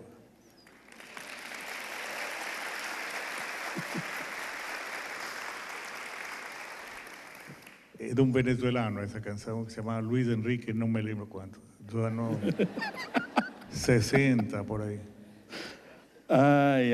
Então, é uma pergunta da Vanessa Praz. Qual o papel das emoções na memória? Então, enorme, não há memória sem emoção. Quanto mais emoção, mais memória. Sim. De fato, tem um grande amigo meu, que se chama Jim McGough, que eu acho que é o homem que mais sabe de memória no mundo. Eu ajudei um pouco nessa pesquisa, mas a pesquisa é dele, a parte essencial é dele. É preciso um certo grau de emoção para que se possa aprender bem uma memória. Principalmente se é uma memória de algo defensivo, de medo, né? É necessário um grau de emoção. Se a gente corre pela vida sem prestar atenção, não vai aprender nada. Se presta atenção, porque algo chama a atenção, a emoção, né? Aí se aprende. O Tiago Caps, uma pergunta boa. Pesquisadores afirmam que as primeiras conexões de memória que o ser humano estabelece é no período pré-natal, ou seja, entre a concepção e o nascimento, através de experiências vividas pela mãe durante a gestação. Essa coisa de pesquisadores afirmam deve ter sido o senhor, né? De que... Sim, isso eu posso dizer que sim. É claro. E dizer uma coisa importante disso, assim, antes de seguir, que é que se pensa que o sotaque que cada um de nós tem e que é característico da pessoa, dos grupos humanos também, mas de cada pessoa dentro de cada grupo. Não todos os argentinos, nascidos na Argentina e residentes no Brasil ou naturalizados brasileiros, têm o sotaque que eu tenho. Outros têm mais, outros têm menos. E é diferente. Isso se adquire no ventre materno. E é praticamente inapagável. Eu tenho o mesmo sotaque para falar qualquer língua, castelhano, inglês, português. A pergunta dele, então, de que maneira essas memórias podem influenciar na personalidade e na vida desses indivíduos após o nascimento? E algumas memórias, as memórias de medo, por exemplo, geralmente influem. Se a mãe foi angustiada e andou liberando sua adrenalina periférica por aí bastante, algo dela chegou à placenta e ela de alguma maneira estimulou reflexos que atuam sobre o feto, pode ter influência sobre esse feto, assim, depois, quando nasce. Agora, mais influência tem, evidentemente, e é mais fácil de medir, sem dúvida, aquilo que se adquire depois do nascimento, né? Até o nascimento é muito difícil, inclusive, fazer algum estudo paramétrico digno de seu nome, né, em um feto. Como aceder, como saber que o que o feto ouve e não ouve, não sei. É muito difícil isso aí. Agora, o do sotaque tem provas disso. Era um pesquisador russo dos anos 40, fim da década de 40. Década que era muito difícil fazer fisiologia de bom nível na Rússia. Ele fez. E ele fez isso, entre outras coisas. O doutor falou que utiliza modelos animais para seus estudos. A pergunta é da Laura Argenti, que é médica veterinária e aluna da pós-graduação aqui da Univates. Falando em Alzheimer e outras doenças que afetam a memória, é possível detectar essas doenças em animais também? Não. Existem grupos de pesquisa voltados para esse assunto? Existem muitíssimos grupos. O que se podem fazer são modelos, mas que não reproduzem exatamente a doença de Alzheimer em todos os seus aspectos. Se podem produzir, por exemplo, existem 3 grandes alterações bioquímicas no cérebro: a disfunção do sistema da acetilcolina, a hipersecreção de uma substância chamada beta-amiloide e a hiperprodução de uma proteína chamada proteína tau. As 3, acetilcolina, beta-amiloide, proteína tau, a primeira em defeito e as outras 2 em excesso. Se podem produzir modelos de animais que tenham as 3 coisas, ou uma das 3 coisas, ou 2 das 3 coisas. Agora, esses animais nem sempre desenvolvem uma síndrome de falta de memória ou de perda de memória, nem sempre. E os melhores são os camundongos, que curiosamente são geneticamente mais parecidos com o homem que o rato. Pergunta, puxa, não sei o nome. Não vou me arriscar a dizer, mas a pergunta eu faço. Há um fator interno, inconsciente, capaz de modificar a nossa memória? Sim, é o que antigamente Freud chamou o inconsciente e que hoje em dia se chama memória. Essa Freud explica. Mexeu com ele. Não, memória implícita. Memória implícita. São as coisas que aprendemos e fazemos memória delas sem nos dar conta. Portanto, são implícitas desde a aquisição até a extinção. Todo o tempo são implícitas. E memória implícita existe em praticamente qualquer outro tipo de memória, ainda que seja explícita. Na memória explícita de uma língua, por exemplo, metemos muita memória implícita. Devido, por exemplo, a que sentimos quando aprendemos tal palavra, ou tal frase, ou tal verso em inglês, tá? Ou em italiano. Isso, o que acontecia quando tal coisa se adquire junto, se mistura junto de uma forma implícita. Não porque tenhamos procurado aprender isso, senão porque ocorre, simplesmente. Então, essas memórias implícitas são aquilo que Freud chamava o inconsciente e hoje se considera uma forma de memória. Memória implícita. Pergunta da minha aluna querida Tuane Eggers, que trabalha aqui na Univates. Tem a ver com fotografia, certamente. Ela é uma fotógrafa excelente. Alguns teóricos da fotografia contemporânea dizem que ela pode estar intimamente relacionada com uma crise da memória. Olha só. Já que muitas pessoas a utilizam como uma forma de salvar os instantes que estão vivendo. O que você pensa sobre isso? Olha, é uma das coisas mais interessantes que eu vi em bastante tempo. Pode ser até realmente, não sei, gostaria de saber quais são os fundamentos por trás disso, se existe ou não algum fundamento experimental ou observacional, mas a ideia em si é interessantíssima. Não falta, então vamos fotografar antes que não falte totalmente, né? Esse é o motivo pelo qual fazemos fotografia, assim. Na verdade é isso. Pode repetir? Esse é o motivo pelo qual fazemos fotografia, porque temos medo de perder aquele instante, aquela coisa para sempre. Então fotografamos ela. É uma forma de pegar de apoderar-nos disso durante um tempo, ou talvez mantê-lo sempre por aí, na gaveta, para poder vê-lo quando queremos. Se falando bioquimicamente, fisiologicamente, quais foram as descobertas, doutor Ivan, na área da memória durante todos esses anos de estudo? A Gabriela da IPRAE. A sequência de enzimas e que faz cada uma delas que se ativa quando se forma uma memória em diferentes células de diferentes lugares do cérebro. Nós estudamos perto de 50 sistemas enzimáticos diferentes em amígdala, em hipocampo, no núcleo medial do septum e em algumas outras regiões cerebrais. Mas os principais estudos foram sempre no hipocampo, que é a área mais envolvida na formação de memória de todas estas. Das outras, amígdala, etc. e tal, estão envolvidas algumas numas e outras em outras formas de memória. Mas no hipocampo estão envolvidas talvez todas as memórias, passam pelo hipocampo. Das memórias se formam 2 cópias, pelo menos, em muitos casos mais. Isso, quem falava isso era considerado um herético total, um louco, tá? 10 anos atrás. 3, 4 anos atrás, fomos vários os que se nos ocorreu pensar nisso aí. Não será possível que se formem ao mesmo tempo a memória no hipocampo e em algum lugar do córtex, por exemplo, não sei. Por algo, o fato da pessoa ter um AVC, por exemplo, ocupa um certo lugar do córtex, mas se lembra igual, deve estar gravada em outro lugar também. Então, não será que as memórias se formam ao mesmo tempo em vários lugares, várias cópias da mesma, fotografias, né? E aparentemente sim, esse último ano, através de uma tecnologia completamente nova, que te está revolucionando toda a neurociência, que se chama optogenética.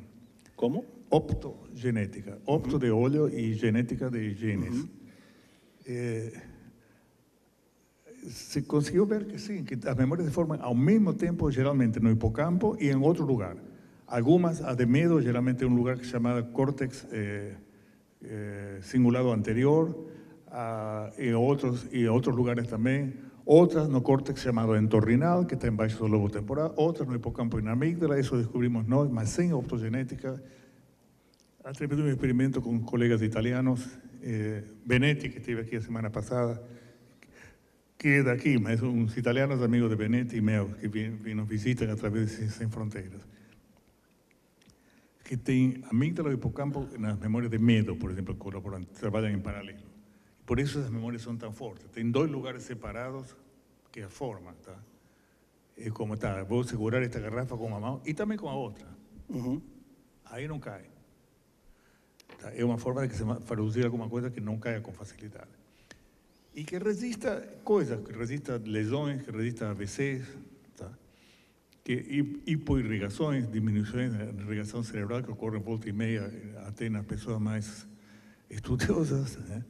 E então, agora, o que nós estudamos foi mecanismos bioquímicos, mecanismos enzimáticos, basicamente, que enzimas são fazendo o que, sobre que substrato, e que relação tem isso com a fisiologia celular em amígdala, em hipocampo e em outros lugares que formam a memória. Isso estudamos nós para a formação de memórias, consolidação de memórias, e foi a base do que fizemos entre os anos 78, por aí, e 80, 90. Depois estudamos persistência das memórias, que agora estamos vendo que dependem boa parte do fato de que algumas delas se formam em paralelo em dois sistemas separados, e por isso aguentam tanto, porque tem dois sustens em vez de um só, ou vários. A extinção, que se usa como terapêutica, por exemplo, no estresse pós-traumático, aquele que a gente vê o negócio das torres gêmeas, e isso não sai da cabeça e a pessoa não consegue dormir porque enxerga aí.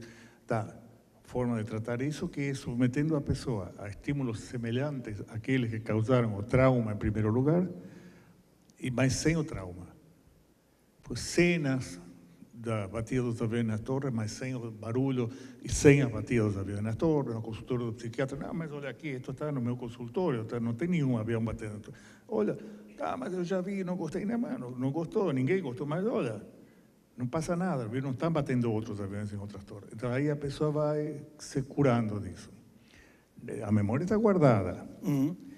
Ai de que alguém venha com um avião batendo numa torre, aí o cara vai se lembrar disso e de outras coisas piores. Mas a memória está guardada, mas não é evocada o tempo todo. O cara pode dormir, pode namorar, pode beber água, tá? Pode olhar o pôr do sol. Mas, enfim, isso, a extinção e seus mecanismos, onde também tivemos que estudar todas as enzimas outra vez. E nos mesmos lugares, basicamente, e em outros. Meu amigo, Dr. Carlos Dornelles, manda uma pergunta. Aí eu vou parecer muito inteligente fazendo essa pergunta dele. Qual o mecanismo da amnésia pós-traumática? Basicamente, o mecanismo é que o cérebro inibe tudo que possa trazer essa memória de volta. Na vida real, isso acontece raras vezes. É mais comum o estresse pós-traumático, quando a memória persiste em forma, não tem amnésia, sino todo o contrário, tem uma hiperrecordação da coisa. Agora, esse é o que é mais digno de ser tratado. Agora, a amnésia pós-traumática costuma ser uma coisa favorável para o indivíduo. O indivíduo não se lembra do trauma. O trauma diminui a irrigação sanguínea em hipocampo, basicamente, causado pelo trauma. Há um edema do hipocampo e de regiões por ele inervadas. E isso depois se trata basicamente com corticoides que diminuem o edema, e repouso, na verdade, pouca coisa mais. Não tem muito que se possa fazer, mas isso é suficiente para acabar com a amnésia pós-traumática. Curiosamente, uma das pessoas que melhor descreveu a amnésia pós-traumática, me lembrei enquanto estava começando a falar, era um amigo meu que se chama Steven Zornetzer, que é de Washington. E Steve Zornetzer foi num congresso de memória, ele era um dos grandes trabalhadores de memória lá pela década de 70, 80, depois parou. E aí foi num congresso que era um lugar que tinha esqui. Ele sabia esquiar muito bem, saiu a esquiar e se bateu de cabeça contra um tronco de uma árvore. Caiu, ficou inconsciente poucos minutos, e sofreu uma amnésia total. Não se lembrava exatamente como tinha perdido. Bati com eu. Peguei nos esquis e fui bater com uma árvore. Como se eu sei esquiar? Ele não conseguia entender que tinha acontecido isso. Esqueceu completamente dos vários minutos anteriores. Num paciente que levou a maioria dos estudos modernos sobre memória, que foi operado no ano 53, que se conhece, era um canadense, que se conhece basicamente pelas siglas dele, HM. HM foi operado por um neurocirurgião americano, muito famoso na época, e tirou a ponta dos dois lobos temporais, onde está o hipocampo e a amígdala e uma parte do córtex subjacente.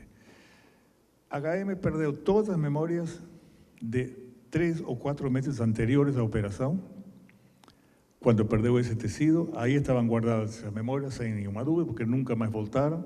E o indivíduo HM foi incapaz de formar novas memórias de longa duração a partir daí pelo resto de sua vida. Morreu amnésico. Foi incapaz de fazer novas memórias.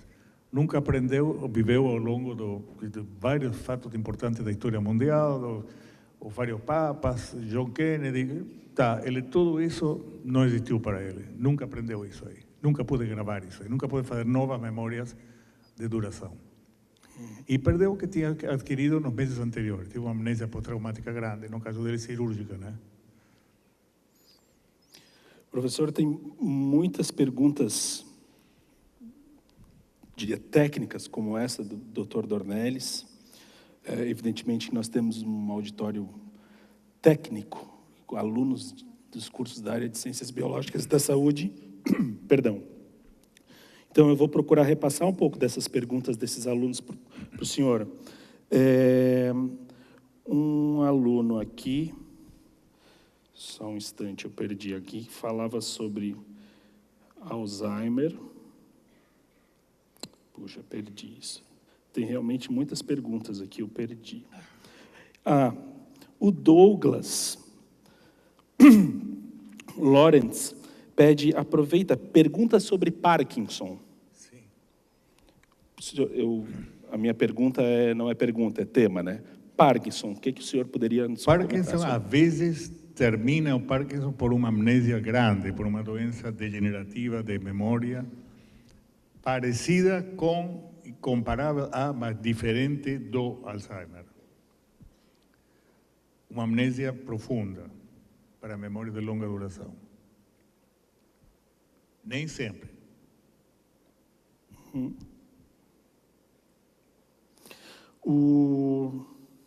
Bom, também o Matheus Barbieri pergunta aqui, estou tentando ir para as perguntas mais recentes, por que a gente precisa esquecer, o senhor já comentou sobre isso. Não, creio que não comentei. Não? Não. Escrevi livros sobre isso, mas eu escrevi um livro que ficou enormemente popular e agora foi editado em... Viu que a memória às vezes falha. Eu acho que eu não me esqueci, eu lembrei demais. Não, talvez sim. Falamos antes de entrar aqui. Mas esquecer é necessário, em primeiro lugar, para fazer lugar para as novas memórias, porque senão o cérebro tem uma capacidade enorme de memórias. Não sabemos até que ponto é tão grande assim. Agora, por unidade de tempo, não podemos fazer 18 memórias ao mesmo tempo. Não, podemos fazer... Na verdade, tem gente que pensa hoje em dia que não se fazem memórias ao mesmo tempo. Se fazem em rápida sequência, 2 ou 3 tipos de memórias juntas. Por exemplo, como se a gente ouve 8 discos ao mesmo tempo e durante alguns segundos, 5 segundos, ouve depois do outro, acaba aprendendo todas as letras. Tá? Mas ouvi um pedacinho de um pedacinho e assim fazemos aparentemente quando fazemos o que chamamos multitarefas. Não fazemos todas elas juntas, fazemos uma por vez, mas uma depois da outra. Até tomando água. Mas não ao mesmo tempo. Na minha memória talvez fique tudo isso que acabo de fazer como uma coisa só. Mas não foi, foram várias, foram 5 coisas. Tá? Então, assim provavelmente funciona. Agora, é necessário que tenha um lugar para fazer isso. O lugar, basicamente, é o hipocampo, um pouco a amígdala, o córtex vizinho e alguns outros setores do cérebro. Muitos, mas não infinitos. Muitos, mas não infinitos. Então, daí, o número de memórias por unidade de tempo que podemos fazer é limitado. Numa hora podemos aprender um número de coisas, mas não mais. Muitas coisas, sim, mas não todas. Tá? Memória ruim é o assunto. É do Francesco Disconzi. Já fui escritor. Tive talento e desenvolvi um bom trabalho. Entretanto, ao longo dos anos, desenvolvi uma dificuldade extrema de lembrar de termos, palavras, e inclusive como escrevê-las. O que aconteceu com a minha memória? Não saberia dizer, realmente. Eu acho que certamente grupos celulares corticais vinculados com a linguagem deixaram de funcionar como devem, deixaram de funcionar na forma que estão planejados para funcionar. E então passou a esquecer palavras, fragmentos. Né? Isso, se alguém soubesse como isso ocorre, talvez soubesse tratá-lo, porque não é tão incomum, mas ocorre com muitas pessoas. Ocorre no Alzheimer, para começar, mas ocorre fora do Alzheimer também. E pessoas que fora disso são ditas normais. E ninguém sabe realmente como. Sim, que tem grupos neuronais que não funcionam assim, bom, e daí, né? Fazer o quê com eles? Que não funcionam por quê? Ninguém sabe. Professor, agora são 9 horas. Sim, já é 1 hora como para pensar em que amanhã, a hora de dormir, amanhã carpir, né? Mas uma coisa a gente deve fazer. Agradecer ao pessoal que está em casa, vendo pela TV Univates, porque o nosso deadline com a TV Univates é às 21 horas. Então, mas a gente ainda vai continuar aqui no auditório, conversando um pouquinho mais, se o senhor... Pois não, sim, vamos. E a nossa transmissão pela TV Univates está encerrando nesse momento. Tá ok? Muito obrigado pela audiência de quem está em casa. Muito obrigado. E a gente continua aqui no auditório do Teatro da Univates. Quem está em casa e quiser continuar acompanhando a nossa conversa, www.univates.br/TV, está sendo transmitido por ali. Eu espero que ainda não tenha, que estejamos no ar ainda, porque me parece que muita gente acessou esse link. Mas quem está em casa e quer continuar, então, acessa por ali. Tá legal? Tchau para quem está em casa. Tchau. Tchau.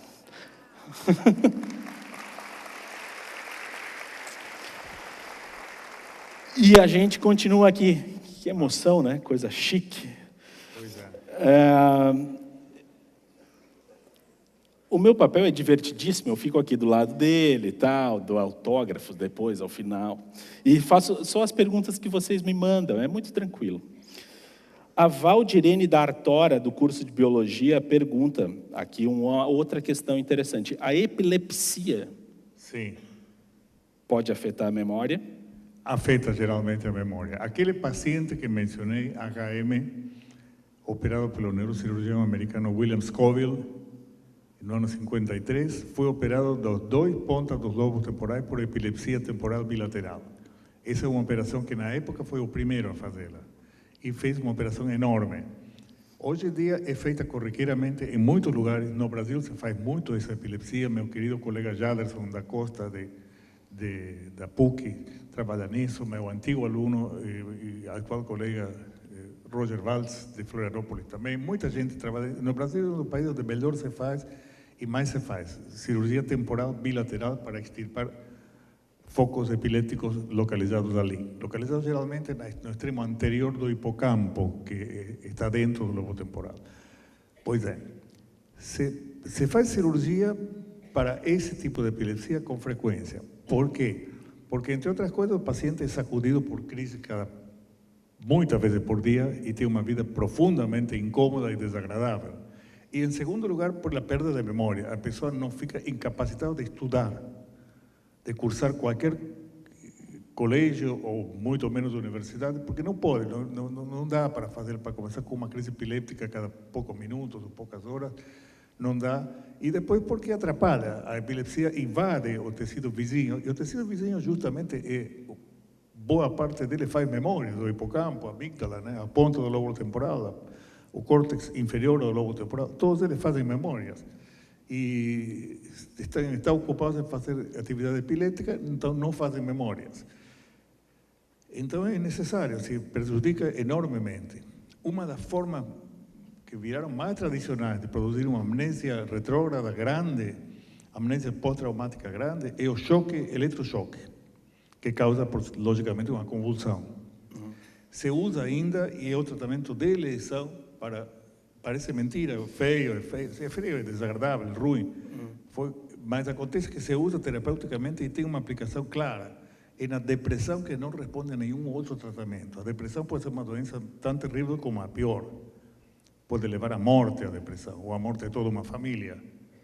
Quando o deprimido fica alterado, está muito deprimido há muito tempo, vai e mata todo mundo. Isso acontece. Ou se mata a si mesmo, que é o desfecho mais comum de uma epilepsia, de uma depressão não tratada. Pois é, no caso da depressão não tratada, o eletrochoque se recomenda como o último recurso, quando nenhum remédio funciona. A psicoterapia, claro, não funciona também não, porque se os remédios não funcionam, menos vai funcionar a psicoterapia. Aí, eletrochoque cura a depressão. Às vezes, de uma só sacada, de um eletrochoque só repetido poucas vezes, cura. Se faz ainda, se faz muito, porque tem um efeito curativo, mas se faz o menos possível, porque é uma coisa bastante brutal. Agora, hoje em dia se faz o eletrochoque sem convulsões. Se dá uma série de remédios que inibem as convulsões, então o indivíduo sofre eletrochoque e é um eletrochoque só cerebral, digamos, se vê no nível das ondas elétricas, mas não se vê no nível de convulsão, sem convulsão. Mas o eletrochoque é amnésico, produz uma amnésia retrógrada brutal. Tudo aquilo que foi adquirido antes do eletrochoque, às vezes meses antes do eletrochoque, se apaga. E é o método tradicionalmente usado. Foi introduzido no ano 1949 para isso, para estudo experimental sobre amnésia. A epilepsia, sim, diminui brutalmente a memória, é usada como método experimental, eletrochoque e outros, e usada, se decura a epilepsia com cirurgia, se for necessário, ou como for, para evitar problemas de memória. Uma pergunta que eu acho muito interessante. Fé. Qual o efeito da fé na memória? Da fé, não sei, sobre a memória especificamente, não sei como dizê-lo ou o que dizer. Mas o efeito da fé sobre o estado geral do indivíduo e sobre sua recuperação de doenças graves é enorme.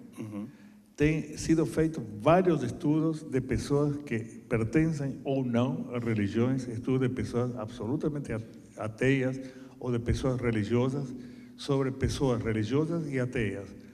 E em todos os casos, ou quase todos os casos, se viu que uma experiência espiritual importante, não necessariamente uma experiência, me acordei via Deus, não. Uma experiência espiritual que pode ser uma coisa de ler um livro e causa uma experiência espiritual importante, ou ter uma conversa, ou muitas conversas com pessoas, e que isso se constitua numa experiência espiritual importante. Isso ajuda a curação de muitíssimas doenças. O paciente se recupera mais rápido, faz mais caso aos tratamentos e reage melhor.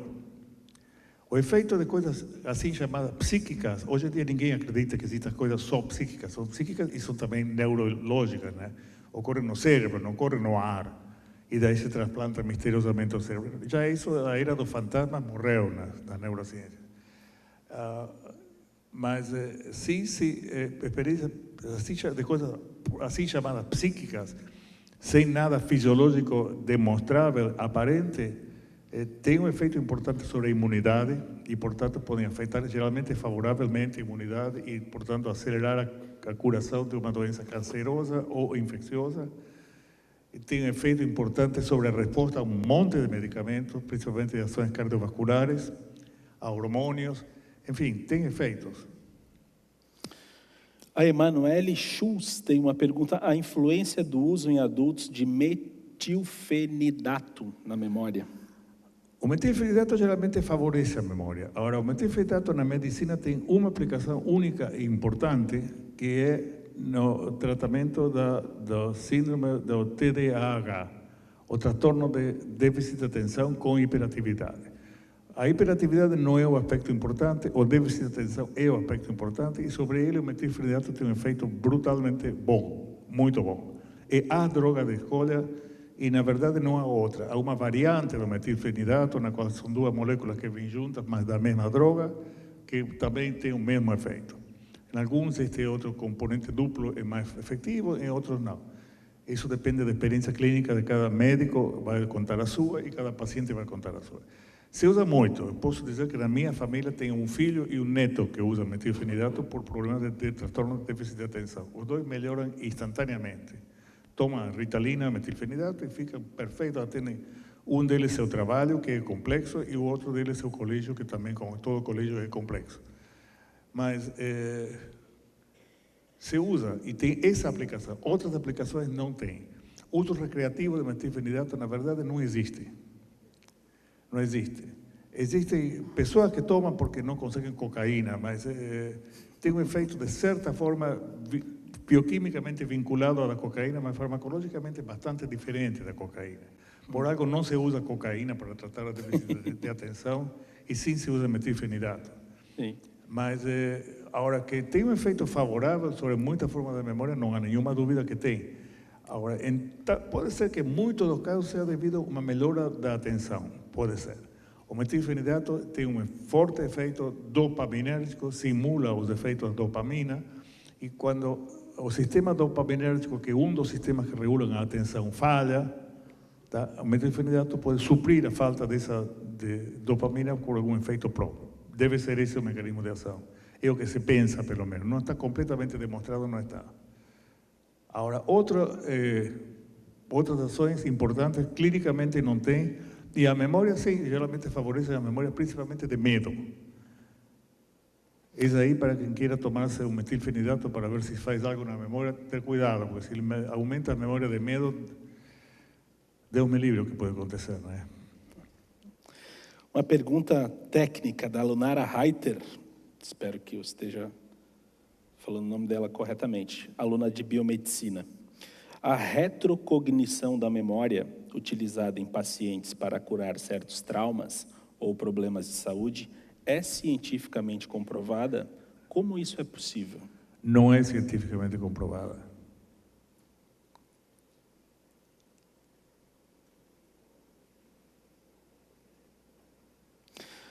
Há um limite de tempo no qual a informação seja absorvida com maior eficiência, ou temos capacidade de passar um tempo ilimitado concentrados com a mesma capacidade de absorção? Não, muito bom essa. não temos. A Karen Costa pergunta. Não temos, e realmente há uma coisa que foi bastante estudada por um grupo canadense há 20 anos, que tem períodos de mais ou menos 90 minutos de duração, 90 a 100 minutos de duração, nos quais é possível captar informação bastante bem uma atrás da outra.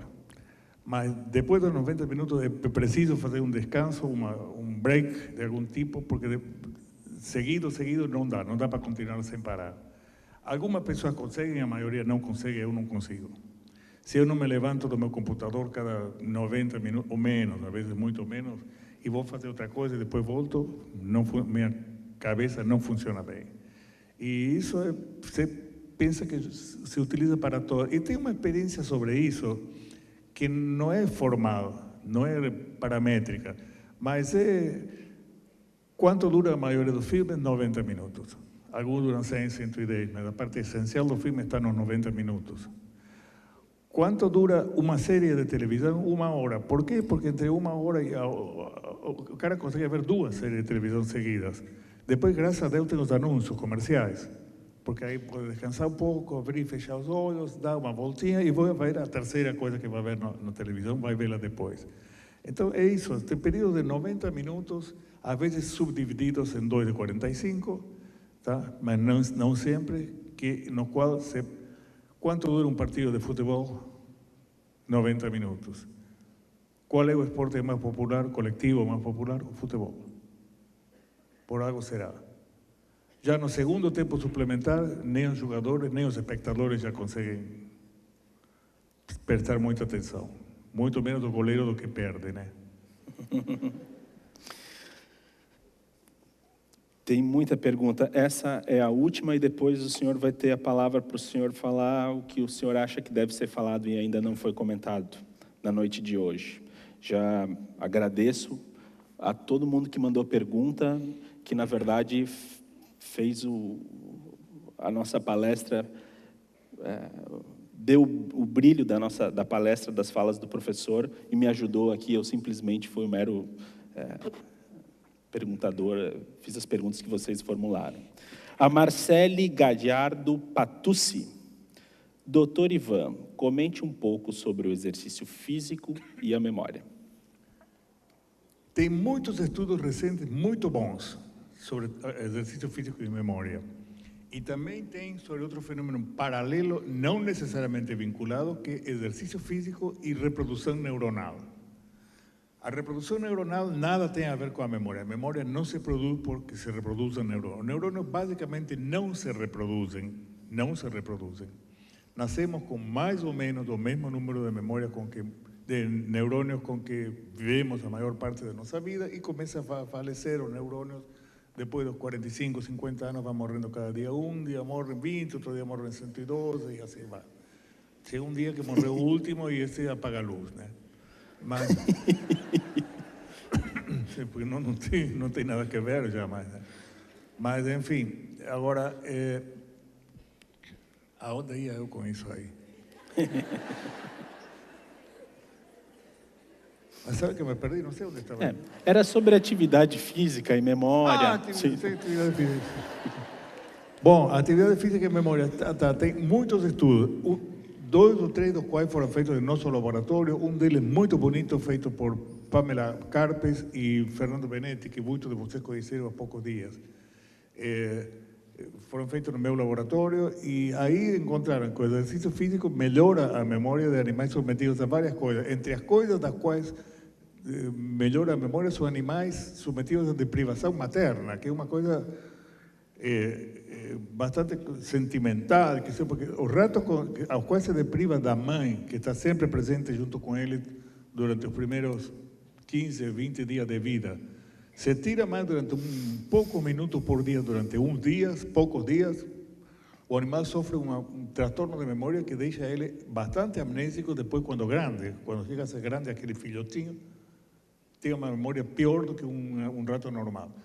Ou seja, a deprivação materna é fortemente sentida pelos roedores, principalmente pelos ratos, que são aqueles que nós estudamos. Bom, essa perda de memória é corrigida com bastante rapidez, parece mentira, por submeter os ratos, quando adultos, a um exercício físico mais ou menos continuado. Todos os dias, vários minutos de andar numa esteira, na verdade, que vai girando aí. Esse é o exercício que se faz dos ratos. Agora, em humanos, a falta de exercício causa transtornos cognitivos importantes. A presença de exercício retarda o início da doença de Alzheimer e retarda o início de um quadro psiquiátrico do qual se tinha pouca noção até pouco tempo atrás e agora está bem discriminado, bem diferenciado, que é o chamado disfunção mental mínima. Em inglês transtorno cognitivo mínimo, na verdade. Em português está à procura de um nome bom, mas talvez essa disfunção cerebral mínima seja o melhor. É um transtorno pelo qual pessoas a partir de certa idade, geralmente 55, 60 anos, começam a ter certos déficits de memória não muito notáveis, não espetaculares, mas começam a esquecer de algumas coisas das quais não esqueciam antes, né? De repente, aquilo de onde deixei as chaves passa de ser uma coisa anecdótica a ser uma coisa contínua e molesta. Todos os dias o indivíduo esquece onde deixou as chaves, tá? de ter que ir ou não ter que ir a uma cita. Se o cara não anota na agenda, não vai porque esquece. Isso, coisa que não acontecia antes, passa a acontecer de repente. E essa se estabelece e fica aí na cabeça do sujeito, perturbando sua vida cognitiva habitual durante vários anos, às vezes, muitos anos, sem variar muito.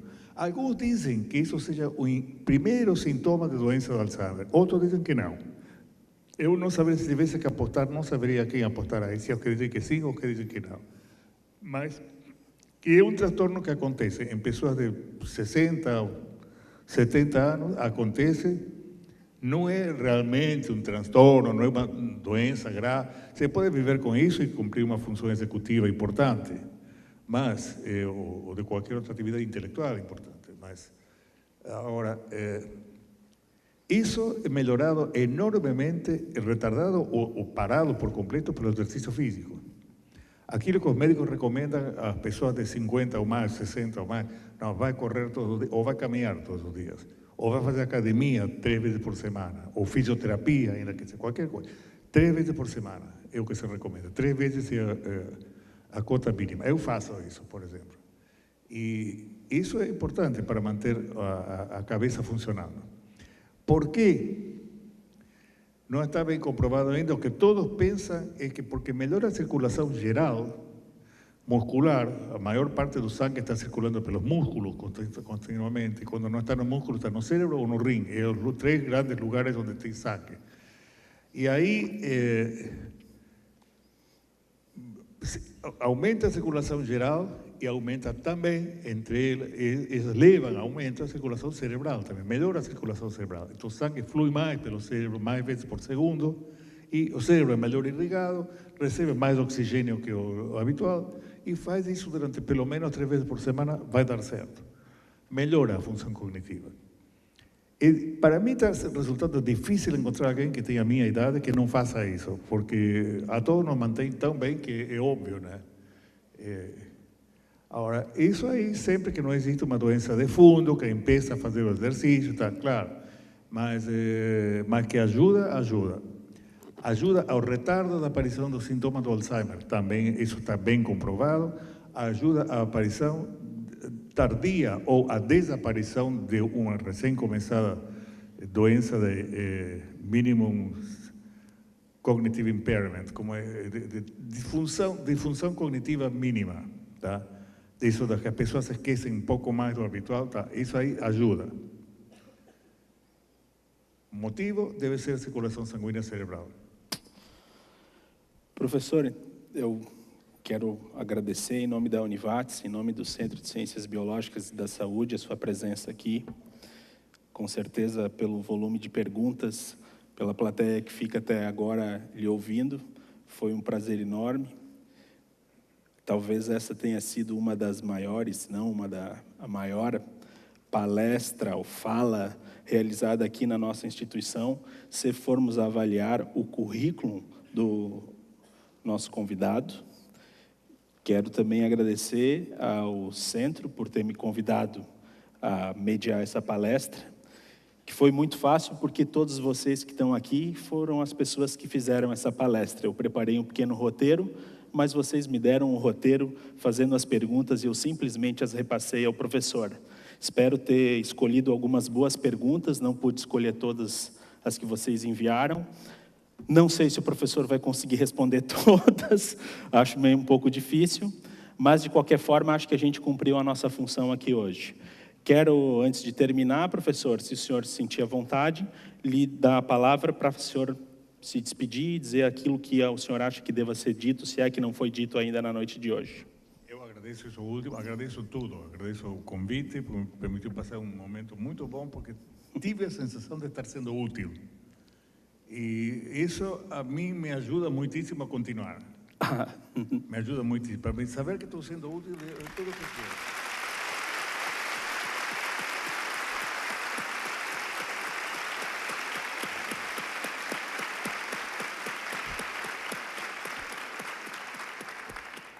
Muito obrigado.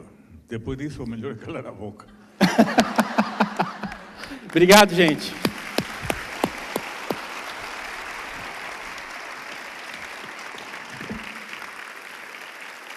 Obrigado, professor. Muito bom.